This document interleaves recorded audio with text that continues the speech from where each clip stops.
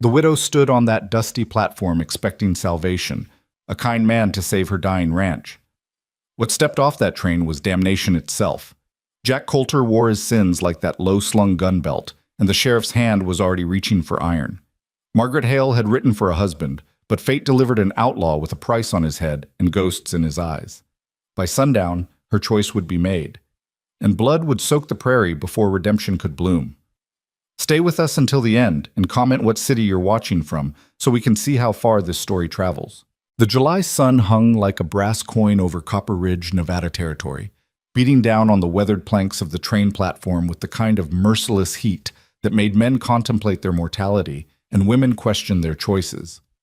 Margaret Hale stood rigid in her faded black mourning dress, 3 years worn now, the fabric thin at the elbows and bleached gray at the shoulders, where the sun had drunk the color like a thirsty man at a whiskey bottle.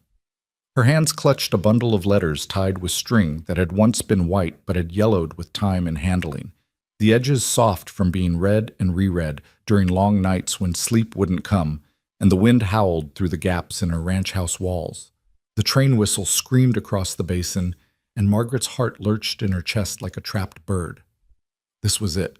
This was the moment that would decide whether the Hale Ranch lived or died, whether her son would have a future, or whether they'd be turned out onto the road like so many other widows and orphans the frontier had chewed up and spit out. Her hands trembled, and she pressed the letters harder against her ribs, feeling the edges dig into her skin through the thin cotton of her dress. "You sure about this, Maggie?"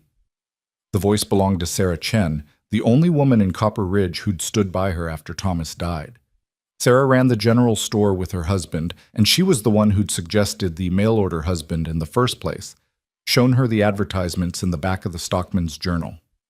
"No," Margaret answered honestly, her throat dry as alkali dust. "But being sure is a luxury I can't afford." Sarah squeezed her arm, and Margaret could feel the calluses on her friend's palm even through the fabric. These were frontier women. They knew about hard choices and harder consequences. They knew about doing what needed doing even when your stomach turned to water and your knees wanted to buckle. The locomotive was pulling in now, great clouds of steam billowing from beneath its iron wheels, the screech of metal on metal making conversation impossible. Margaret counted 3 passenger cars and knew her fate was sealed in one of them. Somewhere in that mechanical beast was a man named James Thornton. At least that was the name on the letters. He'd written of his ranch experience in Montana, his steady hands and steadier character. He'd written about wanting a fresh start after losing his own wife to cholera, about believing God put broken people together so they could help each other mend. The letters had been beautiful. Margaret had wept over them. But as the train shuddered to a halt and passengers began to disembark, she felt a cold finger of premonition trace her spine. Something wasn't right. The air itself seemed to thicken, to take on weight and texture, like the moments before a thunderstorm, when the world holds its breath. The first man down was a traveling salesman, his derby hat pulled low, sample case clutched to his chest. Then came a young couple, the woman pregnant and moving carefully, her husband's hand gentle at her elbow. A priest in dusty black, 2 miners with tools slung over their shoulders. A family with children who spilled onto the platform like water from a broken dam, their mother's voice sharp with exhaustion. And then he stepped down. Margaret's breath caught. This wasn't James Thornton. This couldn't be James Thornton. The man who descended from the train car moved like a predator, smooth, economical, his eyes scanning the platform and the town beyond with the systematic attention of someone who'd learned to spot trouble before it spotted him. He was tall, lean in the way of men who'd known hunger, with shoulders broad enough to fill a doorway and hands that hung loose at his sides, ready. His shirt was dusty, his hat pulled low, and on his right hip sat a Colt revolver in a gun belt that had been worn smooth with use, the leather supple and dark with oil and sweat. But it was his face that stopped her heart.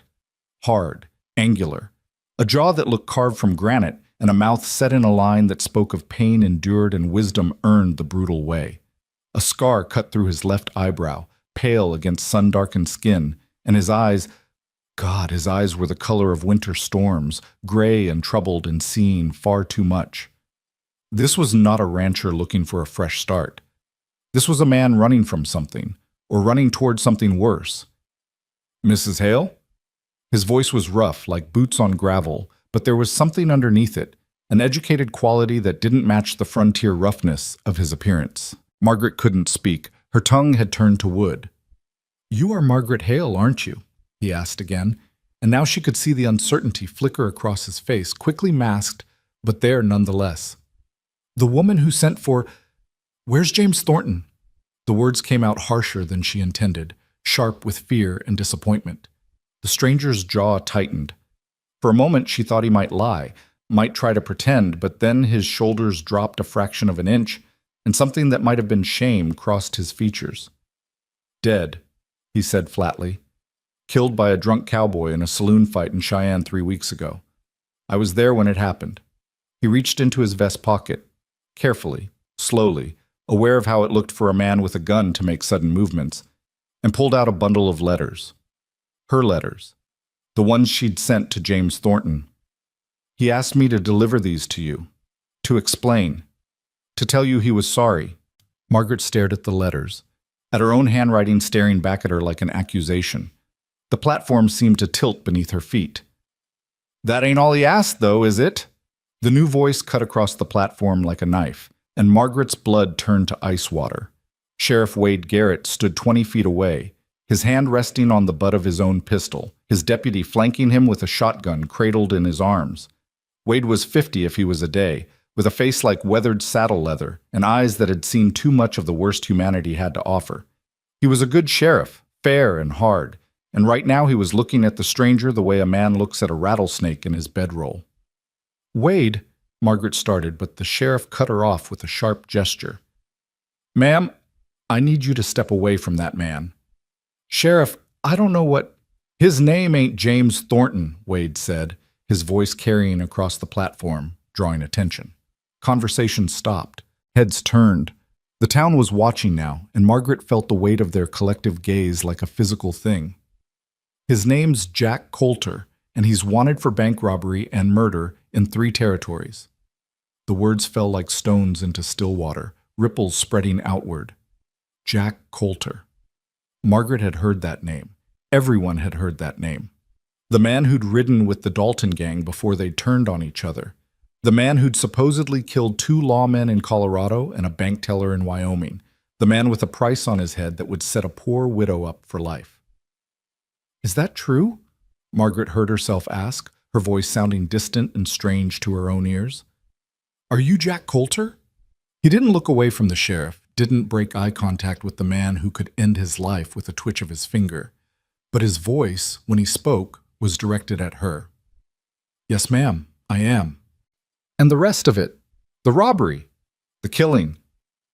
Now he did look at her, and the pain in his eyes was so naked, so raw that she took an involuntary step backward. "The name's real enough. The rest is a damn lie, but I don't expect you to believe that. Nobody else has." "Step away from the lady, Coulter," Wade ordered, his gun clearing leather with a smooth, practiced motion. "Get your hands where I can see them." "Wade, wait." Margaret didn't know why she was speaking up, didn't understand the impulse that made her step between the sheriff and this stranger, this wanted man. It was madness. It was suicide. It was the same instinct that had made her marry Thomas Hale when she was 17 and follow him into this brutal country. The same stubborn, self-destructive refusal to accept the easy answer, the safe path. "This man came here under false pretenses," she said, her voice gaining strength even as her knees threatened to give out. "He came to fulfill an obligation made by a dead man. That's not a crime, Wade." "He's wanted for robbery and murder, Maggie," the sheriff said, and there was genuine concern in his voice now, the kind that came from knowing someone for years, from watching them struggle and survive. "That makes everything else irrelevant." "Then arrest him," Margaret shot back. "But not before he's had a chance to explain himself, not before I've heard his story. James Thornton asked him to come here, asked him to deliver those letters. That man's dying wish brought Jack Coulter to Copper Ridge, and I'll be damned if I'll let you gun him down on my account before I know why." The silence that followed was absolute. Even the wind seemed to hold its breath. Wade's face worked through a series of emotions, frustration, concern, anger, something that might have been grudging respect. Finally, he lowered his gun, though he didn't holster it. "You've got until sundown," he said to Jack Coulter. You talk to Mrs. Hale, you tell her whatever story you've concocted, and then you get on a horse and ride out of my town. If you're still here when the sun touches the ridge, I'll bring you in. Understood?" Jack's throat worked as he swallowed. "Understood, Sheriff. And thank you." "Don't thank me. Thank her. She just bought you your life, though God knows why." Wade turned to Margaret, and his expression softened. "Maggie, you sure about this? You don't owe this man anything." "Maybe not," she agreed. "But James Thornton's memory deserves better than a shootout on a train platform. Give me this afternoon, Wade. That's all I'm asking." The sheriff held her gaze for a long moment, then nodded once, sharply. "Sundown, Maggie.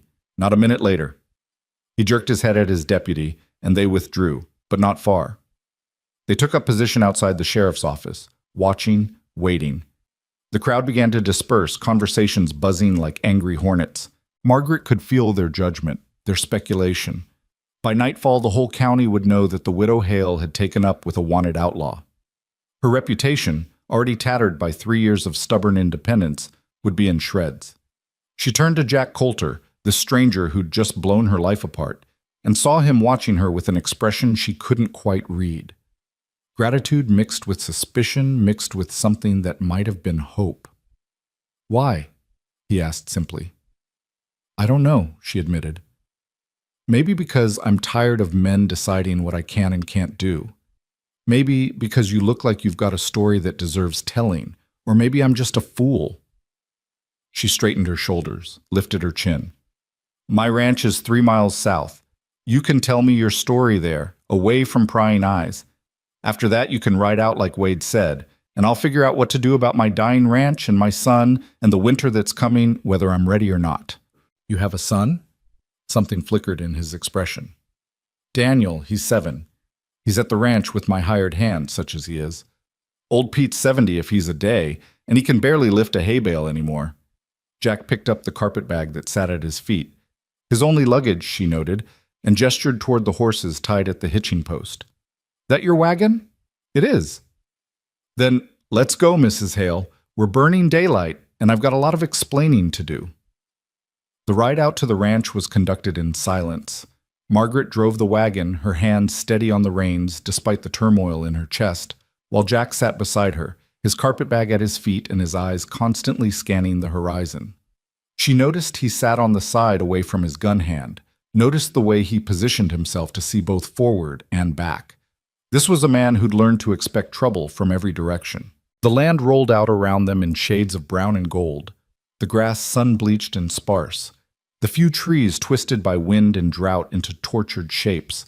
In the distance, the Sierra Nevadas rose like broken teeth against the sky, snow-capped even in July, beautiful and brutal and indifferent to the struggles of the people trying to scratch out a living at their feet.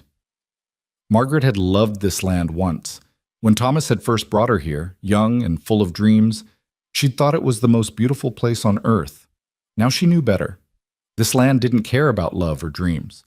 It took what it wanted and gave back only what you could force from it through sweat and blood and sheer stubborn will. And lately, it had been taking more than she could afford to give. "How bad is it?" Jack's voice startled her from her thoughts. "What?" "The ranch. You said it's dying. How bad?" She considered lying, considered pride, then dismissed both. What did she have to lose now? "Bad. We lost half the herd last winter to the cold. The well's running dry. The south pasture fence is down, and I can't afford the lumber to fix it. Pete does what he can, but he's old and his back's gone. I've been trying to hold it together for Daniel, but..." She trailed off, the words catching in her throat. "Another winter like the last one, and we'll lose everything." "That's why you sent for a husband." It wasn't a question, but she answered anyway. "I sent for help. The husband part was just the price of admission. No man's going to work a failing ranch for wages I can't pay, but a husband has a stake in survival. Or so I thought." Jack was quiet for a moment, his hands resting on his knees, his gaze fixed on the horizon. "James Thornton," he said finally, "the man whose letters you have. He was a good man, Mrs. Hale, one of the best I've known. He talked about you sometimes after the first letter came. Said you wrote like someone who understood what it meant to lose everything and keep going anyway. He admired that." "But he's dead." "He's dead," Jack confirmed. Cowboy named Riley got drunk, decided James had looked at him wrong, put a bullet through his heart before anyone could stop him. James died in my arms on the floor of a saloon in Cheyenne, bleeding out while the piano player kept playing and the barkeep kept pouring drinks like a man's life ending was just another Tuesday. The bitterness in his voice was sharp enough to cut. Margaret glanced at him and saw his jaw clenched so tight a muscle jumped in his cheek. "He asked you to bring me the letters," she said. "Why would he do that? Why would a dying man care about the correspondence of a woman he'd never met?" "Because he knew what it was like to need hope," Jack said quietly. "And he knew what it was like to have it taken away. He didn't want that for you. He made me promise I'd bring them to you, explain what happened, tell you he was sorry he couldn't keep his word. You could have just mailed them." "I could have. But you came yourself. Walked right into a town where the sheriff knows your face and your name, where you knew you'd be recognized. Why?" Jack turned to look at her then, really look at her, and she felt the weight of his gaze like a physical thing. Those winter storm eyes held depths she couldn't begin to fathom, pain and regret, and something that might have been longing. "Because I made a promise to a dying man," he said, "and because—" He stopped, seemed to wrestle with something internal. "Because I've been running for 3 years, Mrs. Hale. Running from sheriffs and bounty hunters and the memory of what I lost. And I'm tired. I'm so goddamn tired of running. When James told me about you, about this place, about a woman trying to save her dead husband's dream for her son, it sounded like something worth stopping for. Even if it was just for an afternoon, even if it cost me everything." The ranch house came into view then, and Margaret felt her heart sink as she saw it through a stranger's eyes. The paint was peeling, the porch sagging on one side where the support beam had rotted through. The barn looked even worse, its roof patched with mismatched boards and the doors hanging crooked on their hinges. This was what she was trying to save, this collection of weathered wood and failing dreams. But then Daniel came running out of the house, 7 years old and all knees and elbows, his hair dark like his father's had been, and Margaret's resolve hardened. She wasn't trying to save buildings. She was trying to save her son's future. That was worth any price, any humiliation. "Ma!" Daniel shouted, waving frantically. "Old Pete said you were bringing someone. Is that the new man? The one who's going to help fix things?" Margaret pulled the wagon to a stop in front of the house and climbed down, her legs stiff from the ride. Before she could answer, Jack had dismounted as well, and she saw him looking at Daniel with an expression that made her chest ache, hunger and loss and something almost like fear. "Daniel, this is Mr. Coulter," she said carefully. He brought me some letters from a friend. He'll be staying for supper, but then he has to leave." "Leave?"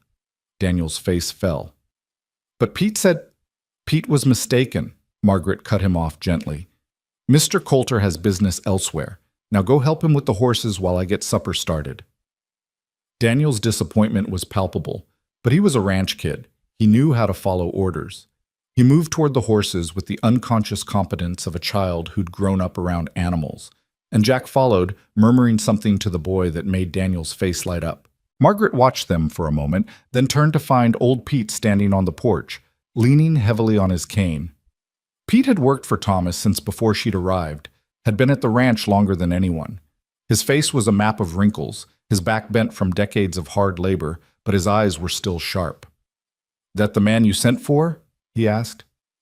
"It's complicated, Pete." "It's always complicated with you, Maggie girl." He shook his head. "But I know trouble when I see it, and that man's carrying a full load. You sure about this?" "No," she said honestly. "But I'm doing it anyway." She went inside to start supper, her hands moving through familiar tasks while her mind raced. What was she doing? What had she been thinking, bringing a wanted man to her home, around her son? Wade had given her until sundown, but that was only a few hours away. What did she hope to accomplish in that time? The truth was, she didn't know. All she knew was that when she'd looked into Jack Coulter's eyes on that train platform, she'd seen something she recognized. The desperation of someone trying to outrun their past. The exhaustion of someone who'd been fighting for so long they'd forgotten what peace felt like. She knew that feeling. She lived that feeling every single day. Outside, she could hear Daniel chattering away at Jack, asking 1,000 questions the way 7-year-olds did. She couldn't hear Jack's responses, but she heard the low rumble of his voice, patient and calm. A man who was good with children. A man who seemed gentle despite the gun on his hip and the price on his head. Or maybe she was just a fool, seeing what she wanted to see because she was desperate and alone and so tired of carrying the weight of this ranch, this life, this endless struggle by herself. The sun was dropping toward the western ridge when they all sat down to supper. Salt pork and beans and cornbread, simple food, but filling. Daniel dominated the conversation, telling Jack about the ranch, about the cattle, about his plans to be the best rancher in Nevada when he grew up. Jack listened, asked questions, seemed genuinely interested.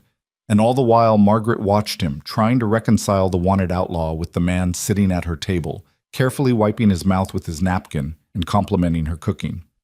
Finally, when Pete had taken Daniel out to do the evening chores, leaving them alone, Margaret poured 2 cups of coffee and sat down across from Jack. "Tell me," she said.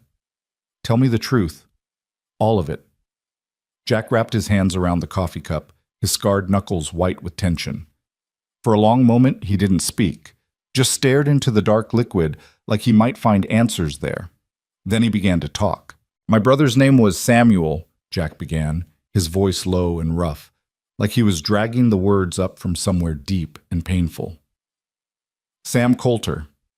He was 2 years younger than me, and he was the good one, the smart one. While I was breaking horses and getting into fights, Sam was reading law books by candlelight, talking about justice and making the world better. He believed in things, you know. He believed people were fundamentally decent, that the law mattered, that right would prevail over wrong if good men stood up." Margaret said nothing, just watched him over the rim of her coffee cup, waiting. "We grew up in Missouri, farm country. Pa died when I was 15, Sam was 13. Ma followed him 6 months later, just gave up, I think. Couldn't face another winter alone. So it was just us, 2 boys trying to work a farm we didn't know how to run, trying to be men when we were still children." Jack's jaw worked, a muscle jumping beneath the sun-darkened skin. "We lost the farm, bank foreclosed. We were out on the road with nothing but the clothes on our backs and our father's rifle." He took a sip of coffee, grimaced like it burned going down. Outside, the sky was turning gold and orange, the sun sliding toward the ridgeline. Time was running out. "I took work where I could find it, ranch hand, buffalo hunter, whatever paid. Sam, he kept reading those law books, carried them in a saddlebag everywhere we went. When we hit Deadwood in '76, he was 18 and I was 20, and he got himself apprenticed to a lawyer there. Judge Harlan Matthews, old man with more principles than sense. Sam worked for him for 3 years, learning the law, taking cases for people who couldn't afford representation. He was good at it, really good." "What happened?" Margaret asked quietly. Jack's face hardened, his eyes going distant. "There was a bank in Deadwood, First National. The manager was a man named Cornelius Blake, fat, greasy son of a bitch who'd foreclosed on half the homesteads in Lawrence County. Sam was representing a widow, trying to prove Blake had manipulated the interest rates on her loan, that the foreclosure was fraudulent. He had evidence, documents showing Blake and his partners had been running a scheme for years, stealing land from people who couldn't fight back. Margaret felt a chill run down her spine. She knew where this was going. The night before the hearing, someone broke into Judge Matthews' office, beat Sam half to death, stole all his files, all his evidence, left him bleeding on the floor with a fractured skull and 3 broken ribs. Jack's hands tightened around the coffee cup until Margaret thought it might shatter. "I found him the next morning. He lived for 2 days, never regained consciousness, died without knowing whether his widow would get justice." I'm sorry," Margaret whispered, the words inadequate but sincere. "Blake left town that same night," Jack continued, his voice flat now, emotionless, like he was reciting facts from a newspaper. "Him and 2 of his associates, James Worth and Porter Daniels. They cleaned out the bank's safe, took nearly $30,000, and disappeared. The law said it was a robbery, said Sam must have interrupted them, that's why they killed him. But I knew better. It wasn't a robbery, it was murder to cover up fraud, and they took the money to make it look like something else." He set down his cup carefully, precisely, like he was afraid of what he might do if his hands weren't occupied. "I went after them. Tracked them to Cheyenne, then to Denver, then to Santa Fe. It took me 6 months, but I found them in a mining town called Silver Creek, Colorado. They were living high, spending that stolen money like water, and nobody knew who they really were. I walked into the saloon where they were drinking and I called them out, called Blake a murderer and a thief in front of the whole town. What did they do? Margaret leaned forward despite herself, caught in the story. Blake went for his gun. So did Worth. I was faster. Jack's voice was completely devoid of inflection now, and somehow that made it worse. I killed them both, clean shots, dead before they hit the floor. Daniels ran and I let him go. He'd just been a clerk, hadn't been part of the actual killing. But someone in that saloon recognized Blake's name from a wanted poster. And before I could explain, before I could tell them who he was and what he'd done, the local sheriff had me in irons. Margaret's breath caught. They arrested you for the robbery? Daniels told them I was Blake's partner, that I'd turned on him for the money, said I'd killed Sam myself, that the three of us had robbed the bank together and I'd double-crossed them. It was a good story, better than the truth anyway. More believable. And I had no evidence to contradict it. All Sam's files were gone, burned or destroyed. Judge Matthews had died of a stroke 2 months after Sam. There was nobody left who knew the real story. But surely someone, who, Mrs. Hale? Who was going to believe a drifter with 2 fresh corpses to his name over a banker's associate with a suit and a story? The law doesn't care about truth, it cares about what can be proven, and I couldn't prove a damn thing. Bitterness dripped from every word. They tried me for robbery and murder. I was convicted in 3 hours. Judge sentenced me to hang. Margaret's hand flew to her throat. How did you escape? I didn't. Not from the courthouse, anyway. They transferred me to the territorial prison in Cannon City to await execution. I was there for 4 months before I got my chance. There was a fire in the kitchen, spread to the main cell block. In the chaos, 3 of us got out. The other 2 were real criminals, men who'd actually done what they were accused of. They went one way, I went another. I've been running ever since. The sun was touching the ridge now, painting the sky in shades of crimson and gold. Shadows stretched long across the yard, and in the distance, Margaret could hear Daniel laughing at something Pete had said. The sound was jarring, innocent, and pure against the darkness of Jack's tale. That was 3 years ago, Jack continued. 3 years of looking over my shoulder, of sleeping with one eye open, of never staying anywhere long enough to make a friend or have a life. I've worked ranches under false names, mines where nobody asked questions, logging camps in the mountains. Everywhere I go, I see my face on wanted posters. Every lawman in 3 territories knows my name. But you stopped, Margaret said. You stopped running to bring me those letters. Why? Jack looked at her then, really looked at her, and his eyes held such weariness that she felt it in her bones. Because I met James Thornton in Cheyenne, and for 2 weeks I had a friend, someone who didn't know my name or my story, who just saw me as another cowboy passing through. We played cards, shared meals, talked about everything and nothing. And when your first letter arrived at the general delivery, he showed it to me. Read parts of it out loud, laughing about this widow in Nevada who wrote like a school teacher and thought like a rancher. Margaret felt her cheeks heat. He laughed at my letters? Not meanly, Jack assured her. He was charmed. Said you reminded him of his late wife, sharp and strong and honest. He wrote you back that same night, and I watched him labor over every word, wanting to get it right. He was falling in love with you through those letters, Mrs. Hale. Or at least falling in love with the idea of you. Of a fresh start. Of being needed again. The ache in Margaret's chest was almost unbearable. To know that somewhere, someone had been falling in love with her words while she'd been falling for his. And now he was dead, and she'd never even seen his face. When the cowboy shot him, Jack said, his voice dropping almost to a whisper, James grabbed my hand. His last words were about you. He said, "Tell her I'm sorry. Tell her she deserves better than broken promises." He made me swear I'd bring you those letters, explain what happened, and then he said something else, something that's haunted me ever since. What? Margaret asked, barely breathing. He said, maybe you should stay there. Maybe that's where you're supposed to stop running. And then he died.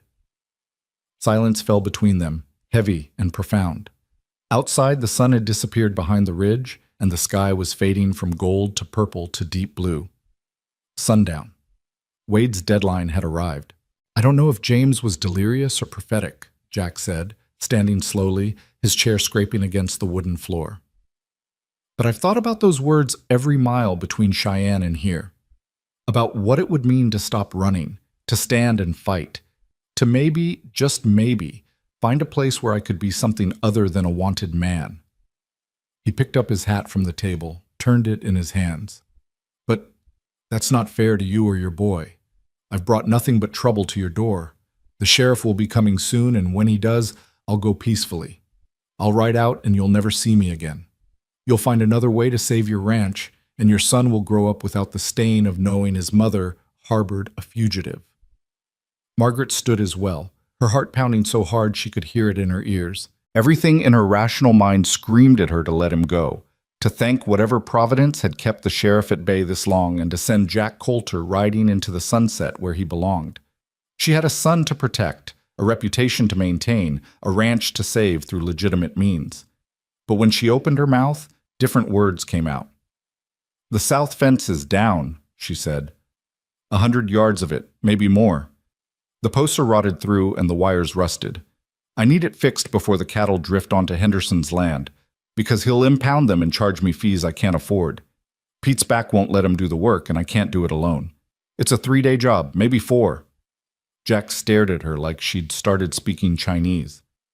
"Mrs. Hale, the well's running dry," she continued, her voice gaining strength. "There's water down there, I know it, but the well needs to be dug deeper. That's another week's work, hard labor with a pick and shovel. And the barn roof needs patching before the autumn rains come, and the house needs a new support beam on the porch.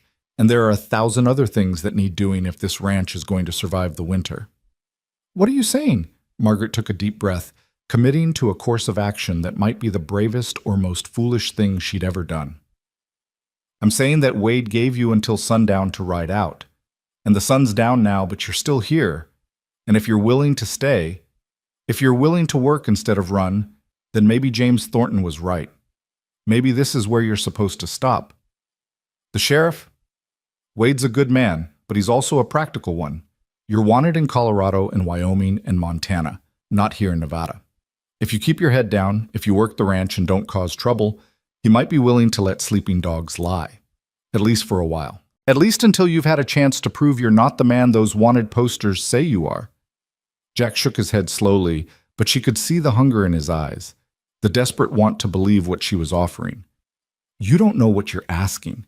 If they find me here, if bounty hunters come, or federal marshals, then we'll deal with it," Margaret said firmly. "Together. You want to prove you're not a criminal? Then prove it. Stay here, work this ranch, help me save what my husband built, and maybe, just maybe, we can both find a way to outrun our pasts." The door burst open before Jack could respond, and Daniel came tumbling in, Pete limping behind him. The boy's eyes were bright with excitement. "Ma, the sheriff's coming. We saw his horse from the barn. Is he coming to arrest Mr. Coulter? Are there going to be guns? Can I watch?" Margaret's heart lurched. She looked past Daniel to see Wade Garrett riding into the yard, his badge catching the last light of dusk. Behind him rode his deputy, and behind them, Margaret's blood ran cold, were 3 men she didn't recognize. Rough men, with hard faces and guns prominently displayed. Bounty hunters. "Pete?" she said quietly, her voice steady despite the fear coursing through her veins. "Take Daniel to his room. Now." "But, Ma, now, Daniel." Pete must have heard something in her tone because he grabbed Daniel's shoulder and steered him toward the back of the house despite the boy's protests. Margaret heard the door close, and then it was just her and Jack facing the men outside. "I'll go," Jack said, his hand moving toward his gun. "No point in making this worse." "Stop." Margaret grabbed his arm, felt the tension in his muscles. "Just wait. Let me talk to Wade first." She stepped out onto the porch before Jack could argue, smoothing down her dress and lifting her chin. Wade had dismounted, and the 3 bounty hunters were spreading out, flanking him. Professional. Dangerous. "Evening, Maggie," Wade said, and there was genuine regret in his voice. "I gave you until sundown." "And I appreciate the courtesy, Wade," she replied evenly. Mr. Coulter and I were just discussing his departure. That's so. One of the bounty hunters stepped forward, a tall man with a scarred face and cruel eyes. Because it looks to me like he's making himself right comfortable. Word is, you even fed him supper. I wasn't aware that hospitality was a crime, Mr. Garrett Vance, the man said with a smile that didn't reach his eyes. And we're not here about your hospitality, ma'am. We're here for Jack Coulter, who's worth $2,000 to us. Dead or alive, the poster says, though dead's easier to transport. Margaret felt ice water flood her veins, but she kept her expression neutral. Sheriff, you're not seriously going to let these men take a prisoner without due process? Wade's face was troubled. Maggie, he's a wanted fugitive. These men have a legal right to murder him without trial? Her voice rose despite her best efforts to remain calm. Is that what passes for justice in Copper Ridge now? Now hold on, Wade started, but Garrett Vance cut him off. The law says dead or alive, widow. We prefer dead. Less trouble, less chance he'll escape again. I'm sure you understand. Jack appeared in the doorway then, and Margaret heard the collective sound of hammers being cocked. 4 guns trained on him in an instant. There's no need for this, Jack said, his hands held carefully away from his sides. I'll come peacefully. No reason for anyone to get hurt. Jack, no, Margaret started, but Vance was already moving forward, his gun leveled at Jack's chest. On your knees, Coulter, hands behind your head. For a moment, Margaret thought Jack would comply. She saw him start to lower himself, saw the resignation in his eyes. And then everything happened at once. A rider burst into the yard from the direction of town, his horse lathered and blowing hard. It was Tommy Chen, Sarah's 16-year-old son, and his face was pale with urgency. Sheriff! Sheriff Garrett! He shouted, hauling his horse to a sliding stop. You gotta come quick. There's been a robbery at the bank. 3 men with guns. They've got hostages. Wade's head snapped around. What? When? Just now, maybe 10 minutes ago. Ma sent me to fetch you. They're saying they'll start shooting people if you don't come. The sheriff's face went white, then red. He turned to his deputy. Get the horses, now. Then to the bounty hunters. You men, you're deputized. We've got a situation in town. Garrett Vance didn't lower his gun. Our business is here, Sheriff. The bank can wait. The hell it can. Wade's voice cracked like a whip. There are civilians in danger. That takes precedence over your bounty. You want to operate in my territory? You follow my orders. Now mount up. For a tense moment, Vance didn't move. Then slowly, he holstered his weapon. This ain't over, Coulter. When we get back, you're still ours. If we get back, one of the other bounty hunters muttered, bank robbers don't usually leave witnesses. Wade swung into his saddle, his face grim. He looked down at Margaret, and something passed between them, an understanding, perhaps, or a warning. Keep him here, Maggie. When this is done, we're going to have a serious conversation about harboring fugitives. When this is done, Wade, we're going to have a serious conversation about a lot of things, she shot back. The sheriff nodded once, then spurred his horse. The bounty hunters followed, albeit reluctantly, and in moments the thunder of hoofbeats was fading into the distance, leaving Margaret and Jack alone in the gathering darkness. Jack let out a breath he'd been holding. That was close. Too close. Margaret's hands were shaking now, the adrenaline catching up with her. You need to go, now, before they come back. No. She spun to face him. What do you mean, no? Jack, they're going to kill you. Did you not hear that man? Dead or alive, and he prefers dead. I heard him. Jack stepped down from the porch, moved to the barn. Which is why I'm not running, not anymore. Have you lost your mind? Maybe. He was pulling tools from the barn now, a post hole digger, wire cutters, work gloves. Or maybe I finally found it. You said the south fence is down. Let's go fix it. Margaret stared at him like he'd sprouted a second head.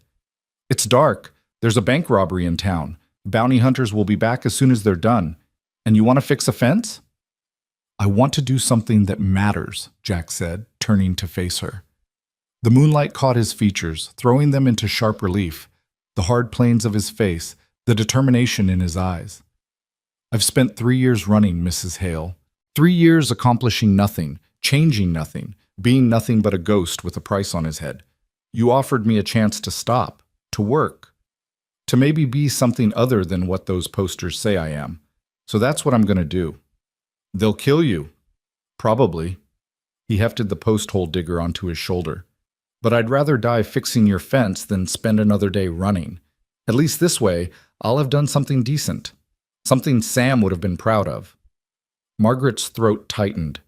This was insanity. This was suicide. This was the most foolishly noble thing she'd ever witnessed. You're an idiot, Jack Coulter. Yes, ma'am. Probably so. He started walking toward the south pasture, his stride long and purposeful. You coming or not? She should go inside. She should take Daniel and Pete and ride to town, report everything to Wade when he returned. She should protect herself, protect her son, protect the life she'd built. Instead, she grabbed a lantern from the porch and followed Jack into the darkness. They worked through the night, the lantern casting a small pool of light in the vast darkness of the prairie. Jack dug post holes while Margaret cleared away the rotted wood and tangled wire of the old fence. It was hard, brutal labor, the kind that left your hands bleeding and your back screaming, but there was something almost meditative about it. The rhythm of the work, the simple physicality of it, seemed to quiet something in both of them. Tell me about your husband, Jack said after an hour of silence. He was waist-deep in a post hole, sweat streaming down his face despite the cool night air. Margaret paused in her work, surprised by the question. Thomas? You loved him? She considered the question, really considered it. I married him when I was 17. He was 25, established, solid. My father approved. It seemed like the right thing to do. She pulled another tangle of wire free, careful of the rusty barbs. I suppose I loved him, in my way. He was good to me. Patient with my moods, proud of my strength. He built this ranch with his own 2 hands, wanted to create something that would last. But he was gone more than he was here. Always chasing the next opportunity, the next deal. He died in a hotel in Sacramento, negotiating for cattle he'd already borrowed against. Left me with debts and a dream and a son who barely remembers him. Jack climbed out of the hole, wiped his face with his sleeve. I'm sorry. Don't be. Thomas gave me Daniel and this place. He gave me something to fight for, even if he couldn't stay to fight beside me. She met Jack's eyes across the lantern light. What about you? Was there ever anyone? Once, his voice went soft. Her name was Emily. She was the daughter of the rancher I worked for in Montana before everything went to hell. We were going to be married, had it all planned. Sam was going to perform the ceremony. He'd just gotten licensed by Judge Matthews. We were going to buy land together, build something that mattered. What happened? I got arrested. She waited for 3 months, wrote me letters. Then her father made her see reason, told her I was a criminal, that I'd bring nothing but shame to their family. She married a banker's son 6 months later. I got the announcement in prison right before the fire. The pain in his voice was so raw that Margaret had to look away. They went back to work, but something had shifted between them. Some wall had come down, some barrier of propriety and distance. They were just 2 people now, scarred by loss and hardened by disappointment, finding unexpected comfort in shared labor under the stars. By dawn, they'd replaced 15 fence posts and strung new wire across a third of the damaged section. Margaret's hands were blistered, her dress filthy, her hair falling loose from its pins. Jack looked no better. His shirt was soaked through with sweat, his hands bleeding from a dozen wire cuts, exhaustion written in every line of his face, but the fence was standing, part of it anyway. We should get back to the house, Margaret said as the sky began to lighten in the east. Pete will be worried, and Daniel will have 100 questions, Jack finished with a tired smile. Does he always talk that much? You have no idea. Wait until he really gets comfortable with you. She froze, realizing what she'd said. I mean, if you're still here, which you won't be, which you shouldn't be. But Jack was looking toward the house, where smoke was rising from the chimney. Pete had started breakfast. It looked domestic, peaceful, like something from a life Jack Coulter would never have. I could finish the fence today, he said quietly. Have it done by nightfall if I push hard. Then I'll go. No arguments. But let me do this one thing first.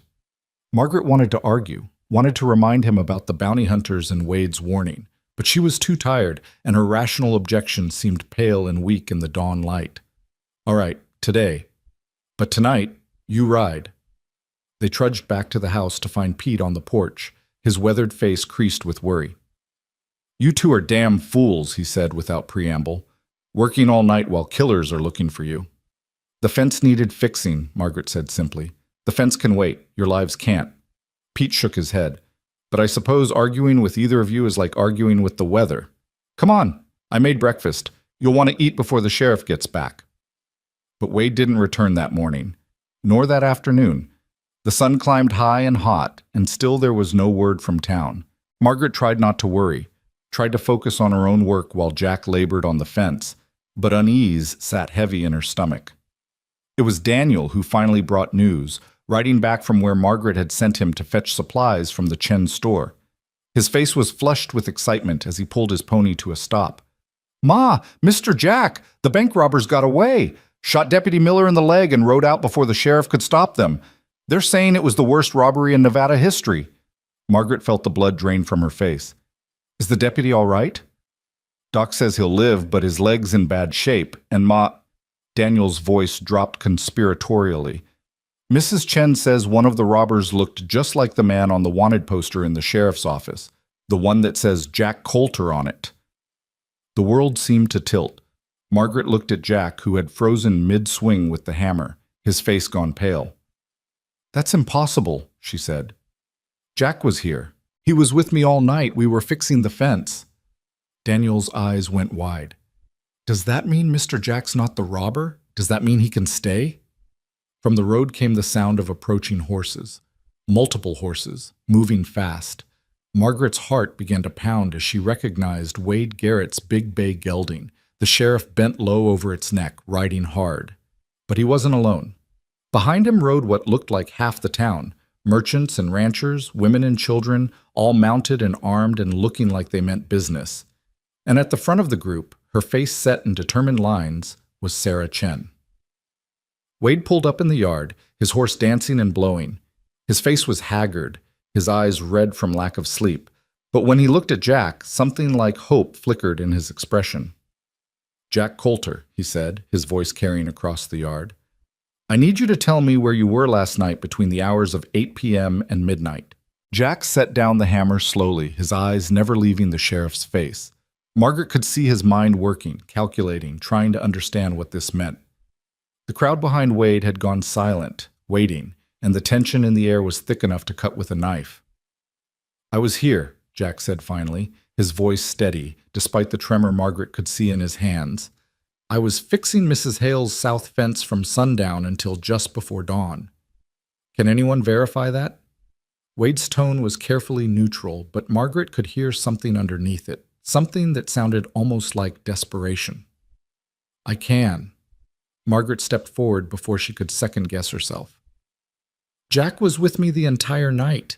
We worked on the fence together. He didn't leave this property, not for a single moment. A murmur ran through the crowd. Margaret could see faces she recognized. John Henderson, whose land bordered hers to the south. Mary Patterson from the church. Tom Wu, who ran the feed store. They were watching her with expressions that ranged from shock to disapproval to something that might have been pity. Sarah Chen pushed her horse forward, and Margaret had never been more grateful to see her friend's determined face. I can confirm part of it, Wade. I rode out here around midnight to warn Maggie about those bounty hunters coming back. I saw them both working on the fence, saw the lantern light from half a mile away. They were exactly where they say they were. Wade's shoulders sagged with what looked like relief. Then we've got a problem, or rather, we've got proof of something I've been suspecting for 3 years. What are you talking about, Sheriff? Garrett Vance pushed his horse through the crowd, his face dark with anger. The other 2 bounty hunters flanked him, and all 3 looked like they'd been rode hard and put away wet. Coulter's wanted for bank robbery. There was just a bank robbery. Seems pretty cut and dried to me. Except the man who robbed our bank last night looked exactly like Jack Coulter, Wade said, turning to face the bounty hunter. Same height, same build, even wearing similar clothes. One of the hostages said she'd swear on a stack of Bibles it was him, Except it couldn't have been, because Jack Coulter was 3 miles outside of town fixing a fence with 2 witnesses to prove it. The crowd erupted into confused chatter. Margaret felt Jack tense beside her, felt the coiled energy in him like a spring wound too tight. "That's ridiculous," Vance spat. "The widow's lying. She's protecting him." "I ain't lying." Old Pete's voice cut through the noise like a blade. He stood on the porch, leaning heavily on his cane, but his eyes were sharp and angry. "I was awake most of the night with my bad back. Saw them both working until my eyes got too tired to keep watching. Nobody left this property, and nobody came onto it except Mrs. Chen around midnight, just like she said." 3 witnesses, Wade said, and now there was steel in his voice. 3 people with no reason to lie, all saying the same thing. Jack Coulter was here when that bank was robbed, which means someone else is using his name and his face to commit crimes. Or they're all in on it together, Vance argued, but his conviction was wavering. Margaret could see it in his eyes, the uncomfortable realization that his easy payday was slipping away. "Think about it," Jack said, and his voice was loud enough to carry across the whole yard. 3 years ago, I was convicted of robbing a bank in Colorado, a bank that was supposedly robbed by 3 men, Cornelius Blake, James Worth, and Porter Daniels. I killed Blake and Worth, and Daniels testified against me. But what if Daniels wasn't just a clerk? What if he was the one who actually committed the robbery, and he framed me to cover his tracks? Margaret's mind was racing, pieces clicking together. "If Daniels looked enough like you, he was my height, my build, same coloring," Jack confirmed. "Sam used to joke that Daniels and I could have been brothers if you saw us from a distance. What if he's been using my name and my reputation to rob banks? Every crime gets attributed to Jack Coulter, the notorious outlaw, while Porter Daniels walks free." "That's a hell of a theory," Wade said slowly, "but it's just a theory without proof." "I can give you proof." The voice came from the back of the crowd, reedy and uncertain. A man pushed forward on a sway-backed mare, elderly, with wire-rimmed spectacles and ink-stained fingers. Margaret recognized him as Thaddeus Moore, who ran the town's small newspaper. "I've been tracking bank robberies across the territories for a story I'm writing. In the past 3 years, there have been 7 banks robbed by men matching Jack Coulter's description. 7 banks in 5 territories, and every time, witnesses describe the same man, tall, dark-haired, wearing a gun belt low on his right hip." "That describes half the men in the West," Vance interjected. "True," Moore agreed. "But here's what's interesting. I started mapping the robberies, tracking the dates and locations. The first one was in Silver Creek, Colorado, the night after Jack Coulter escaped from prison. But the others show a pattern. They move steadily south and west, following the mining towns and cattle centers. And in every single case, the robber worked alone or with one other man, never the 3 that the original Colorado robbery supposedly involved." Wade was listening intently now, his lawman's mind working. "You're saying it's the same man committing all these robberies?" "I'm saying it's possible. And I'm saying that if Jack Coulter was in prison during the first robbery, and we know for certain he was here during this one, then maybe, just maybe, he's not the man we've been looking for." Margaret felt hope surge in her chest, fierce and almost painful. Could this be real? Could Jack actually be innocent of everything except defending his brother's memory? "This is horseshit," Vance growled. He turned to Wade, his hand dropping to his gun. "That man's worth $2,000, and I aim to collect. You want to stand in my way, Sheriff?" The crowd shifted nervously. Margaret saw Wade's deputy, his leg bandaged but his shotgun steady, move to flank the sheriff. The air crackled with the potential for violence. "I want to do my job," Wade said quietly, but there was iron underneath the words. "Which means I investigate crimes instead of just collecting bounties. Jack Coulter stays here, under my supervision, until we can sort this out properly. Anyone who's got a problem with that can take it up with territorial authorities. The territorial authorities put the price on his head. Then let them come collect him themselves." Wade's hand was on his own gun now. "This is my town, Vance, my jurisdiction, and I say we do this by the book." For a long, terrible moment, Margaret thought Vance might draw. She saw the calculation in his eyes, the weighing of odds. 3 bounty hunters against a sheriff, a wounded deputy, and a crowd of armed townspeople. The math didn't favor him. "This ain't over," Vance said finally. He spat in the dirt, then wheeled his horse. "Come on, boys. We'll take this up with the federal marshal." The three bounty hunters thundered out of the yard, leaving a wake of dust and muttered curses. Margaret didn't realize she'd been holding her breath until it came out in a rush. Wade dismounted, walked over to where Jack stood. The two men regarded each other for a long moment, and Margaret could see years of assumption and prejudice being reassessed, recalibrated. "I can't promise this ends well for you," Wade said bluntly. "Federal marshals don't give a damn about local alibis or theories. They'll still want you in custody." "I know," Jack replied. "But at least now there's a chance. A chance that someone might actually investigate instead of just assuming." "I'll send telegrams," Wade promised. "To Colorado, to the prison, to every jurisdiction that's got paper on you. I'll ask for records, for witness statements, for anything that might help prove your theory. But Jack—" He paused, choosing his words carefully. "This could take months, maybe longer. And in the meantime, you're stuck here. You run. You look guilty. You stay. You're a sitting duck for every bounty hunter and glory seeker between here and the Mississippi." "I'm not running." Jack looked at Margaret, and something passed between them. An understanding, a commitment. "I've got work to do here. A fence to finish, a well to dig, a barn to repair. If I'm going to prove I'm not a criminal, I might as well do it by being useful." Wade nodded slowly, then turned to the crowd. "All right, folks, show's over. Go on back to town. And for God's sake, if anyone sees a man matching Jack Coulter's description doing anything suspicious, you come find me immediately. Don't try to be a hero." The crowd began to disperse, though not without plenty of backward glances and whispered conversations. Margaret could feel their speculation like a physical weight.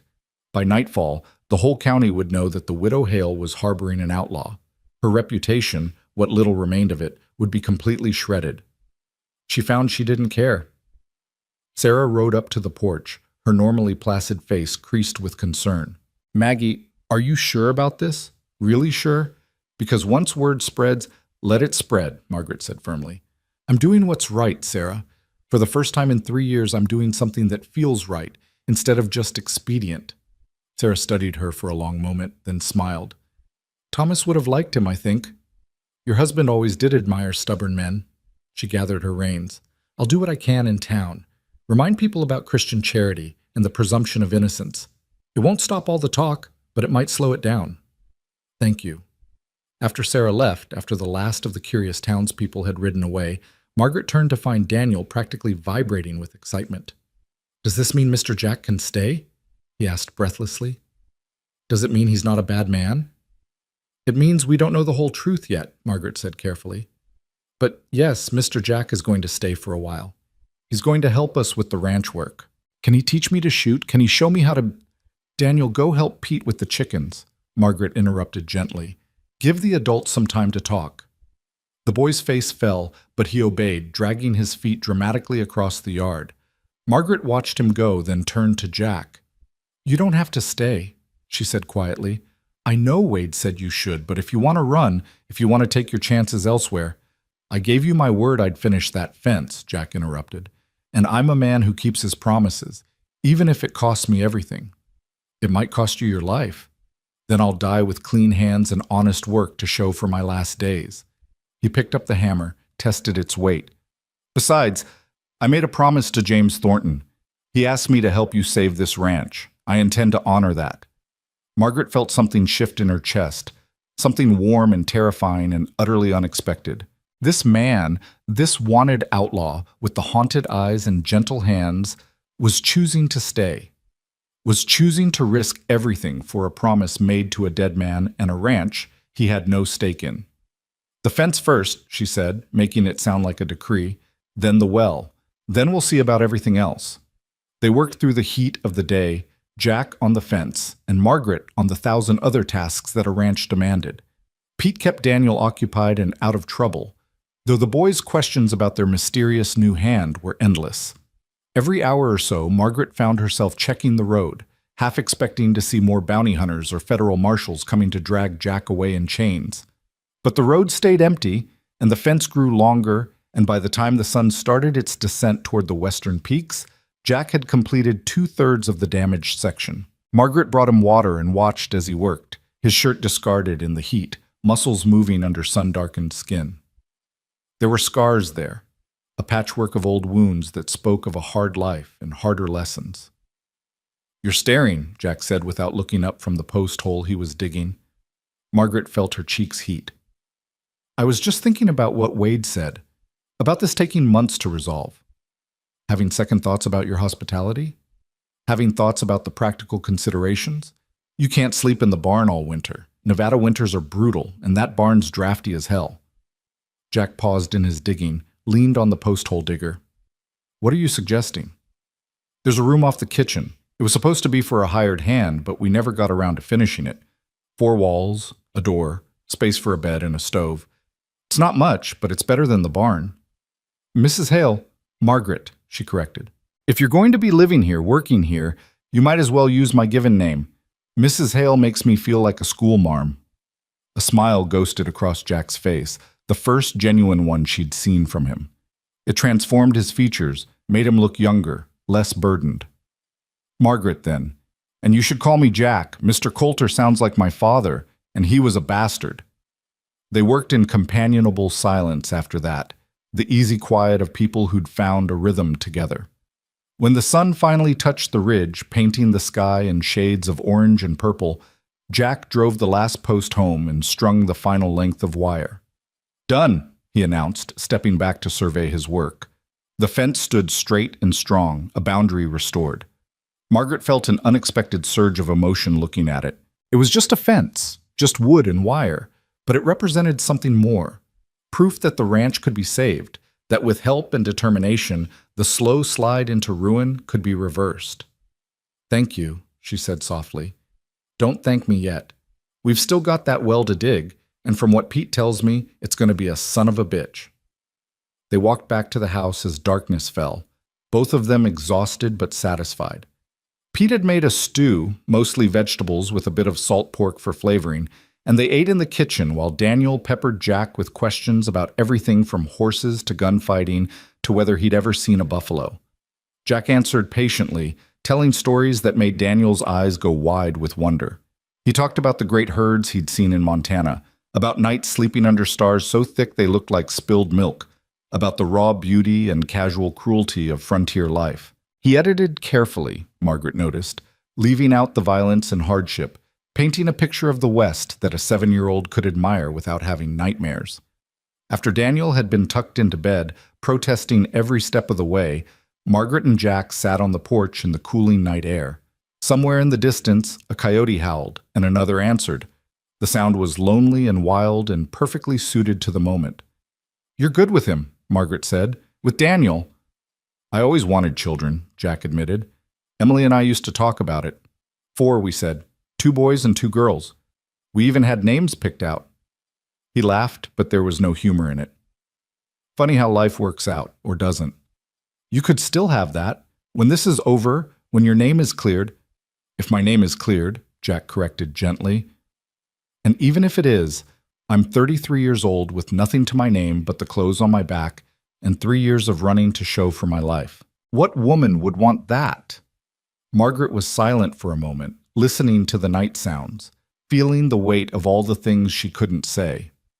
Finally, she stood. "I should check on Daniel, make sure he's actually sleeping and not lying awake planning ways to convince you to teach him trick shooting." "Margaret." Jack's voice stopped her at the door. "Why are you doing this? Really?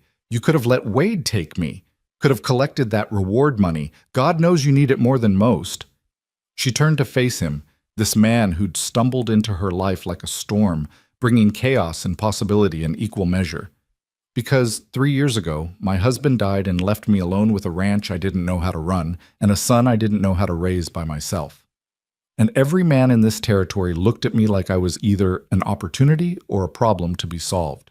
They offered to buy my land for a fraction of what it's worth, offered to marry me so they could take over, offered their help with strings attached that would have cost me everything I have." She took a breath, steadied herself. "You're the first man who showed up here asking for nothing, who's willing to work without demanding ownership or control or anything except the chance to prove you're not who people say you are. Maybe I'm a fool for trusting that. Maybe I'll regret it. But I'd rather be a fool who took a chance on decency than a cynic who turned away the first honest man I've met in years. Jack stood slowly, moved to stand in front of her. In the moonlight, his eyes looked silver, luminous. I'm not a good man, Margaret. I've killed people. I've done things I'm not proud of. You killed men who murdered your brother. You defended yourself. That's not the same as being bad. The law doesn't see it that way. Then the law is wrong. She held his gaze, refusing to look away. You're staying, Jack. We're going to dig that well and fix that barn and get this ranch through the winter.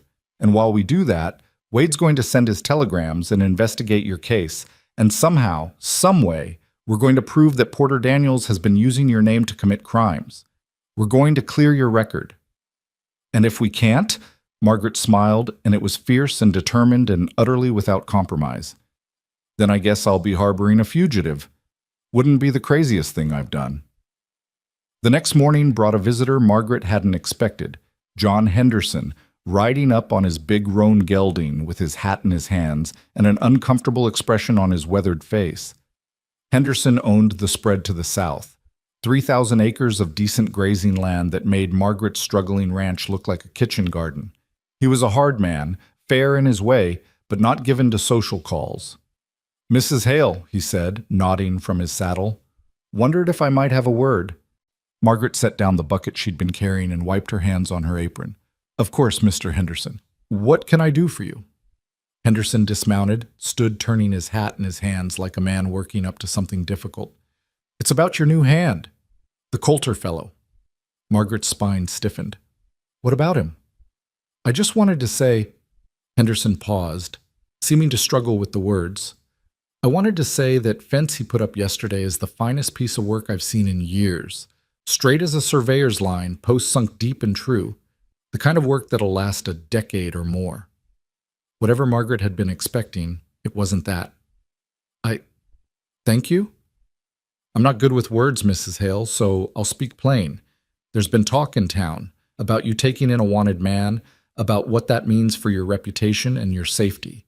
Some of that talk's been ugly. Henderson's jaw tightened. But I've seen that fence. I've seen the work. And I've been ranching this land for 30 years, and I know the difference between a man who's running and a man who's working. You're Coulter. He's working.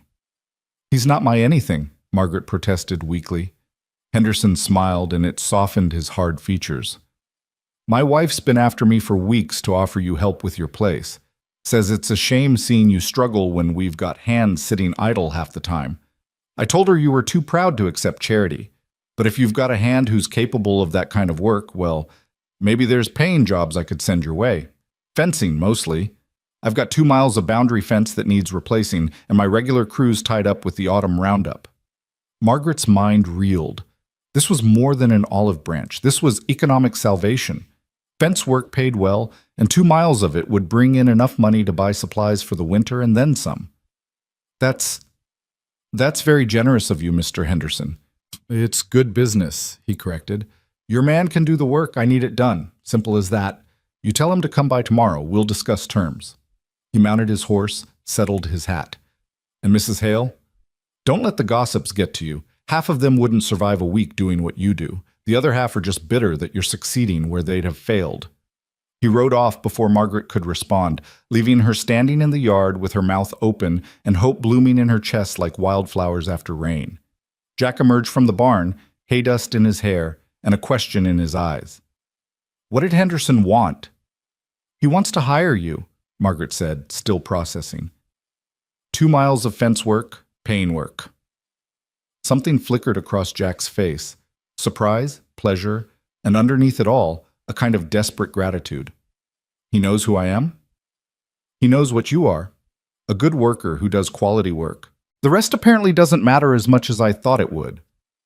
They stood there in the morning sun, Margaret and Jack, 2 people who'd been beaten down by life and circumstance, finding in each other's company something neither had expected. Possibility. We should get started on that well, Jack said finally. If I'm going to be doing Henderson's fencing, I need to get your work done first. Priorities. Margaret smiled. Priorities. Yes, the well first, then we'll worry about everything else. But as they walked toward the drying well, Both of them knew the truth. The well was just water. The fence was just wood and wire. What they were really building was something far more fragile and far more essential. Trust, and maybe, just maybe, redemption. The well proved to be every bit the son of a bitch that Pete had promised. Jack spent the better part of 2 weeks down in that hole, descending each morning into darkness with a pickaxe and a bucket, chipping away at rock and clay while Margaret worked the pulley system above, hauling up debris until her shoulders screamed and her palms were raw despite the gloves.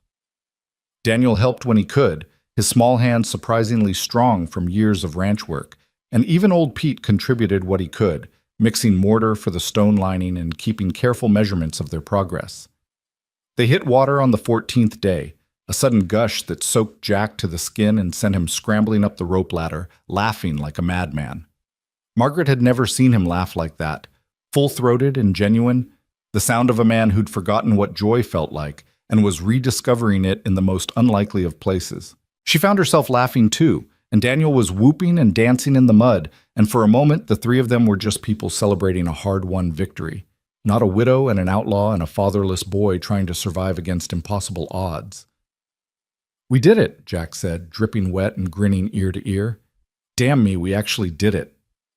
"Language," Margaret chided, but she was smiling too broadly to make it stick. "Daniel's impressionable."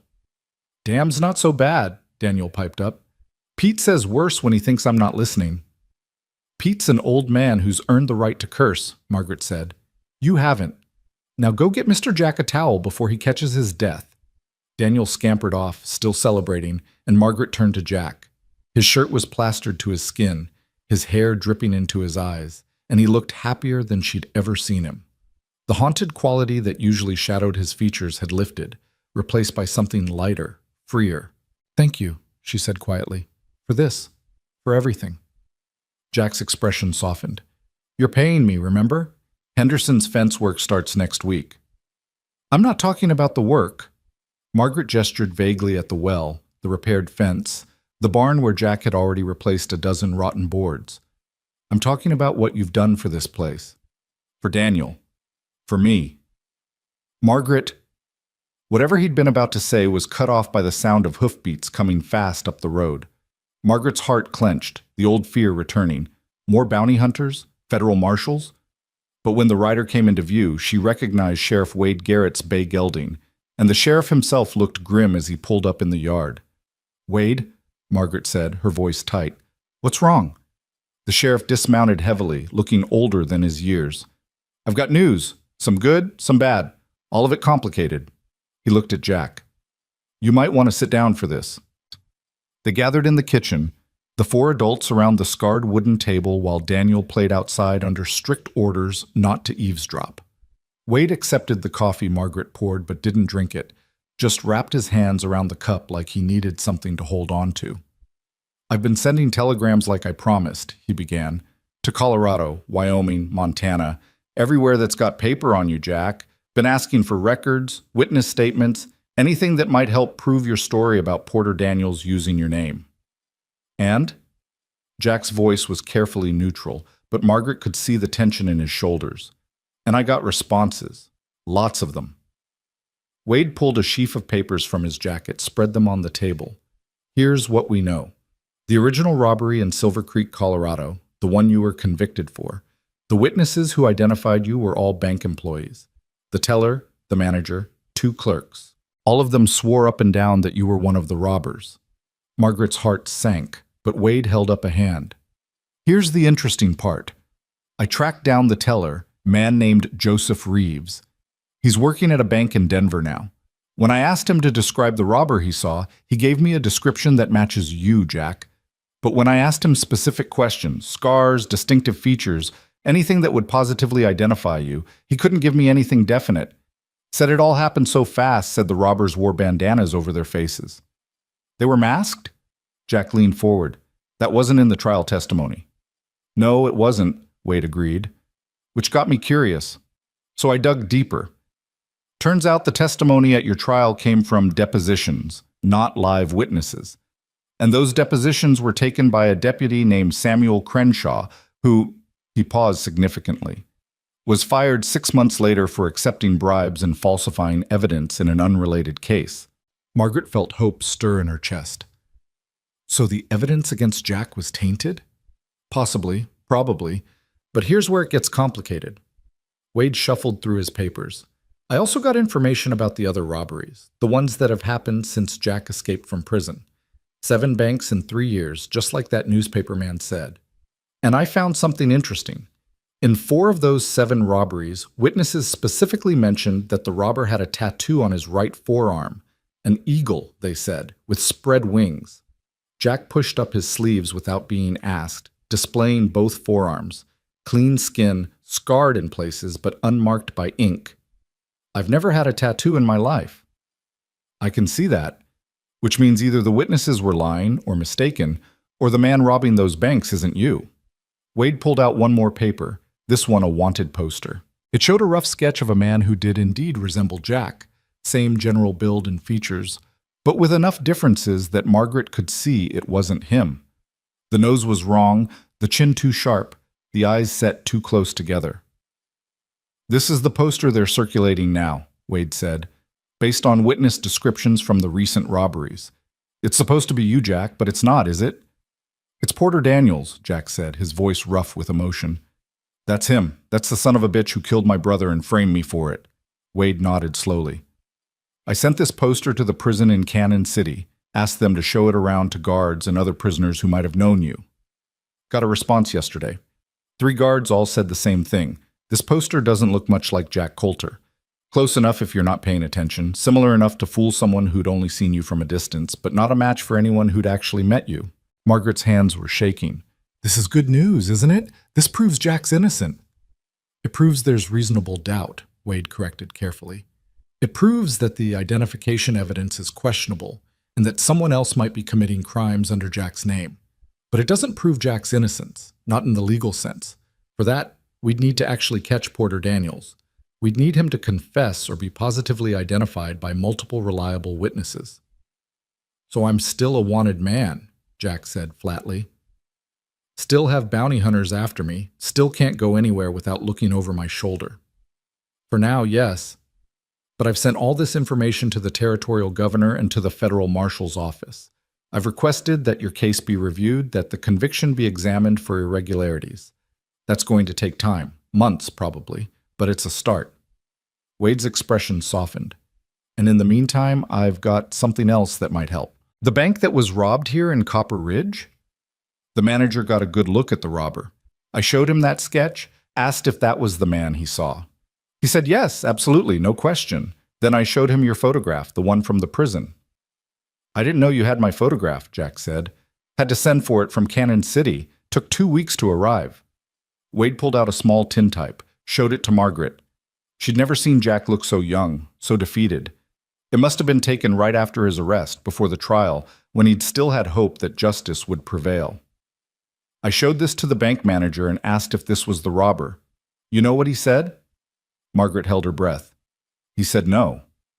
Said the man in the photograph might be related to the robber, might even be his brother, but it wasn't the same man. The robber was harder somehow, meaner looking, had that tattoo on his arm. This man in the photograph looked too young, too soft. Jack laughed, but it was a broken sound. Soft. 3 years in prison and 3 years running, and I looked soft. You looked innocent, Wade said quietly. You looked like a man who'd been wrongly accused. And that bank manager, he's willing to testify to that effect if it comes to it. So are 2 of the hostages who got a good look at the robber. They'll all swear that you and the man who robbed our bank are not the same person. Margaret felt tears prickling at her eyes. Wade, this is incredible. This could actually work. It's a start, the sheriff repeated, but we're not out of the woods yet. There's still the federal marshals to deal with, and they don't give 2 shits about local alibis or questionable identifications. Far as they're concerned, Jack's a convicted criminal who escaped from prison. Until a judge formally overturns that conviction, he's still wanted. How long? Jack asked. How long until we know? Wade shrugged. Could be 3 months. Could be a year. Legal system moves slow, especially when you're trying to overturn a conviction. The prosecutor who tried your case, He's not going to want to admit he got it wrong. The judge who sentenced you, same thing. We're fighting against people's pride and reputations here, not just evidence. So what do I do? Just sit here and wait?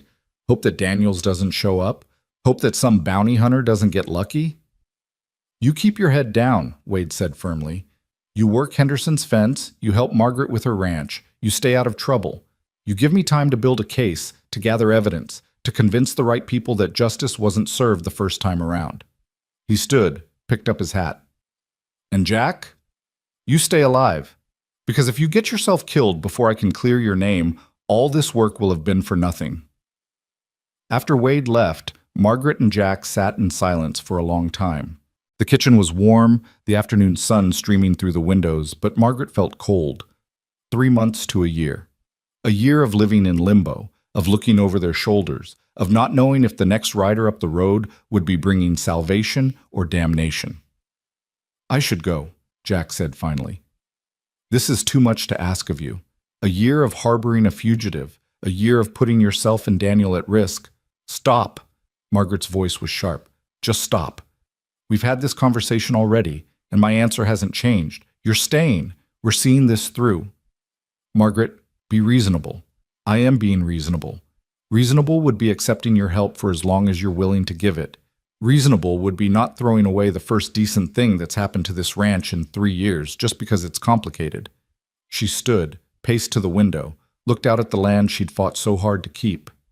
You've put in a well that will last 20 years. You've built fence that won't fall down in the first strong wind. You've shown my son what it means to work with integrity and purpose. And you're telling me I should throw all that away because some federal marshal might cause trouble? It's not just might. They will cause trouble. Then let them come. Let them see what you've built here. Let them try to convince this community that a man who spends 14 days digging a well is a dangerous criminal. Margaret turned to face him, her jaw set. I'm not afraid of trouble, Jack. I've been dealing with trouble since the day Thomas died and left me alone with more debts than assets and a whole territory of men who thought I should just give up and sell out. If there's one thing I've learned, it's that running from trouble doesn't make it go away. It just means you face it on its terms instead of yours. Jack stood, moved to stand beside her at the window. Outside, Daniel was playing with a stick, chasing chickens and laughing. The sound was pure and uncomplicated, a child's joy unmarred by adult concerns. He deserves better than this, Jack said quietly. Better than having a wanted man living in his house, putting his mother at risk. He deserves to see his mother fight for what's right instead of what's easy, Margaret countered. He deserves to learn that people are innocent until proven guilty, that sometimes the law gets it wrong, that doing the right thing often means taking risks. She looked up at Jack, this man who'd become so much more than a stranger who'd stepped off a train. And maybe, just maybe, he deserves to see what it looks like when two broken people help each other heal. Jack's breath caught. For a long moment they stood there, close enough that Margaret could feel the heat radiating from his body, could see the flecks of darker gray in his storm-colored eyes. Then, slowly, carefully, he reached out and took her hand. I don't know how to do this, he said softly. Any of this. I don't know how to be the man you seem to think I am. Then we'll figure it out together, Margaret said. Day by day, fence by fence, well by well. We'll figure it out. The weeks that followed fell into a rhythm that felt almost domestic. Jack worked Henderson's fence during the day, rising before dawn and returning after sunset, his hands blistered and his back aching, but his spirit lighter than Margaret had ever seen it. Henderson paid fair wages and apparently had no qualms about hiring a wanted man, especially one who did such quality work. Word spread, and soon Jack had offers from other ranchers in the territory. Roof repairs, barn building, fence work, all the jobs that required skilled hands and honest labor. Margaret managed the money carefully, paying down debts and buying supplies for the winter. For the first time since Thomas died, she could see a future beyond mere survival. The ranch wasn't just holding on anymore. It was actually improving. The cattle that had been slowly dying off were now thriving, thanks to the new well and the repaired fencing that kept them from wandering onto poor grazing land. The barn was weather-tight, the house was solid, and there was food in the larder and hay in the loft. Daniel flourished under Jack's quiet attention. The boy had been starved for male companionship, for someone to show him how to rope and ride and handle the 1,000 small skills that made a rancher. Pete did what he could, but he was old and his body was failing him. Jack was patient and thorough, teaching Daniel not just the mechanics of ranch work, but the philosophy behind it, respect for the animals, stewardship of the land, the dignity of honest labor. "You're good with him," Margaret said one evening, watching Jack show Daniel how to properly saddle a horse. "He's learning more from you in a few weeks than he learned from Thomas in years." Jack glanced over, and there was something soft in his expression. Thomas was busy building an empire. That takes time and focus. He probably figured he'd teach Daniel later, when the boy was older. "He ran out of time," Margaret said quietly. "That's what this country does. It takes time away from you. One day you're planning for the future, and the next day you're dead in a hotel room 300 miles from home, and all your plans die with you." "Is that what scares you? Running out of time?" Margaret considered the question. A month ago, she would have said yes without hesitation. But now, standing in the yard of a ranch that was finally thriving, watching her son learn from a good man, feeling something warm and terrifying growing in her chest every time Jack smiled at her, now the answer was more complicated. "What scares me is wasting the time I have," she said finally. "Thomas spent his whole life chasing the next thing, the next opportunity, the next success. He was never content with what he had, never stopped to appreciate the moment he was in. And then he died. And all that chasing came to nothing." She looked at Jack directly. "I don't want to live like that. I don't want to be so focused on survival that I forget to actually live." Jack's throat worked as he swallowed. "What are you saying, Margaret?" "I'm saying that life is short and uncertain, and I'm tired of being afraid." She took a breath, steadied herself. "I'm saying that I like having you here. I like the way Daniel looks up to you. I like the sound of your voice in the morning and the sight of you coming up the road at sunset. I like who I am when you're around, stronger, braver, more like the woman I thought I'd be when I married Thomas and came west." "Margaret," his voice was rough, choked. "I'm not asking for promises or commitments or anything you can't give," she continued quickly, before her courage failed. "I know you might have to run tomorrow. I know federal marshals or bounty hunters could show up any day. I know this could all end badly, but I also know that right now, in this moment, I'm happier than I've been in years. And I'm not going to apologize for that." Jack crossed the distance between them in 3 long strides, and then his hands were cupping her face and his eyes were searching hers. "I don't deserve you. I don't deserve any of this." "That's not your choice to make," Margaret said. "I'm the one who gets to decide what I deserve. And I deserve to be happy, even if it's only for a little while, even if it all goes to hell tomorrow." He kissed her then, gentle and questioning, like he was afraid she might break. Margaret kissed him back with all the pent-up longing and fear and desperate hope she'd been carrying, and for a moment, the world narrowed to just the two of them, 2 wounded souls finding unexpected comfort in each other's arms. When they broke apart, both breathing hard, Jack rested his forehead against hers. "If they come for me, then we'll deal with it," Margaret said firmly. "Together. But until then, we live, we work, we take care of this ranch and this boy and each other. Agreed?" "Agreed," Jack whispered. From across the yard, Daniel's voice rang out. "Are you two going to kiss again, or can Mr. Jack finish teaching me about saddles?" They broke apart, both blushing like teenagers. Margaret saw Pete standing on the porch, a knowing smile on his weathered face. The old man had probably seen this coming weeks before either of them had admitted it to themselves. "Saddles, Daniel," Jack called back, his voice only slightly unsteady. "Definitely saddles." But as he walked back to where the boy waited, he looked over his shoulder at Margaret, and the expression on his face was so full of hope and fear and longing that it took her breath away.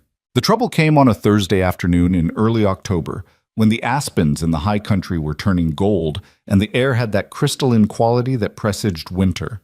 Margaret was in the kitchen making preserves when she heard riders approaching, too many riders, moving too fast. Her heart lurched as she wiped her hands and moved to the window. 6 men, all armed, all wearing the unmistakable badge of federal marshals.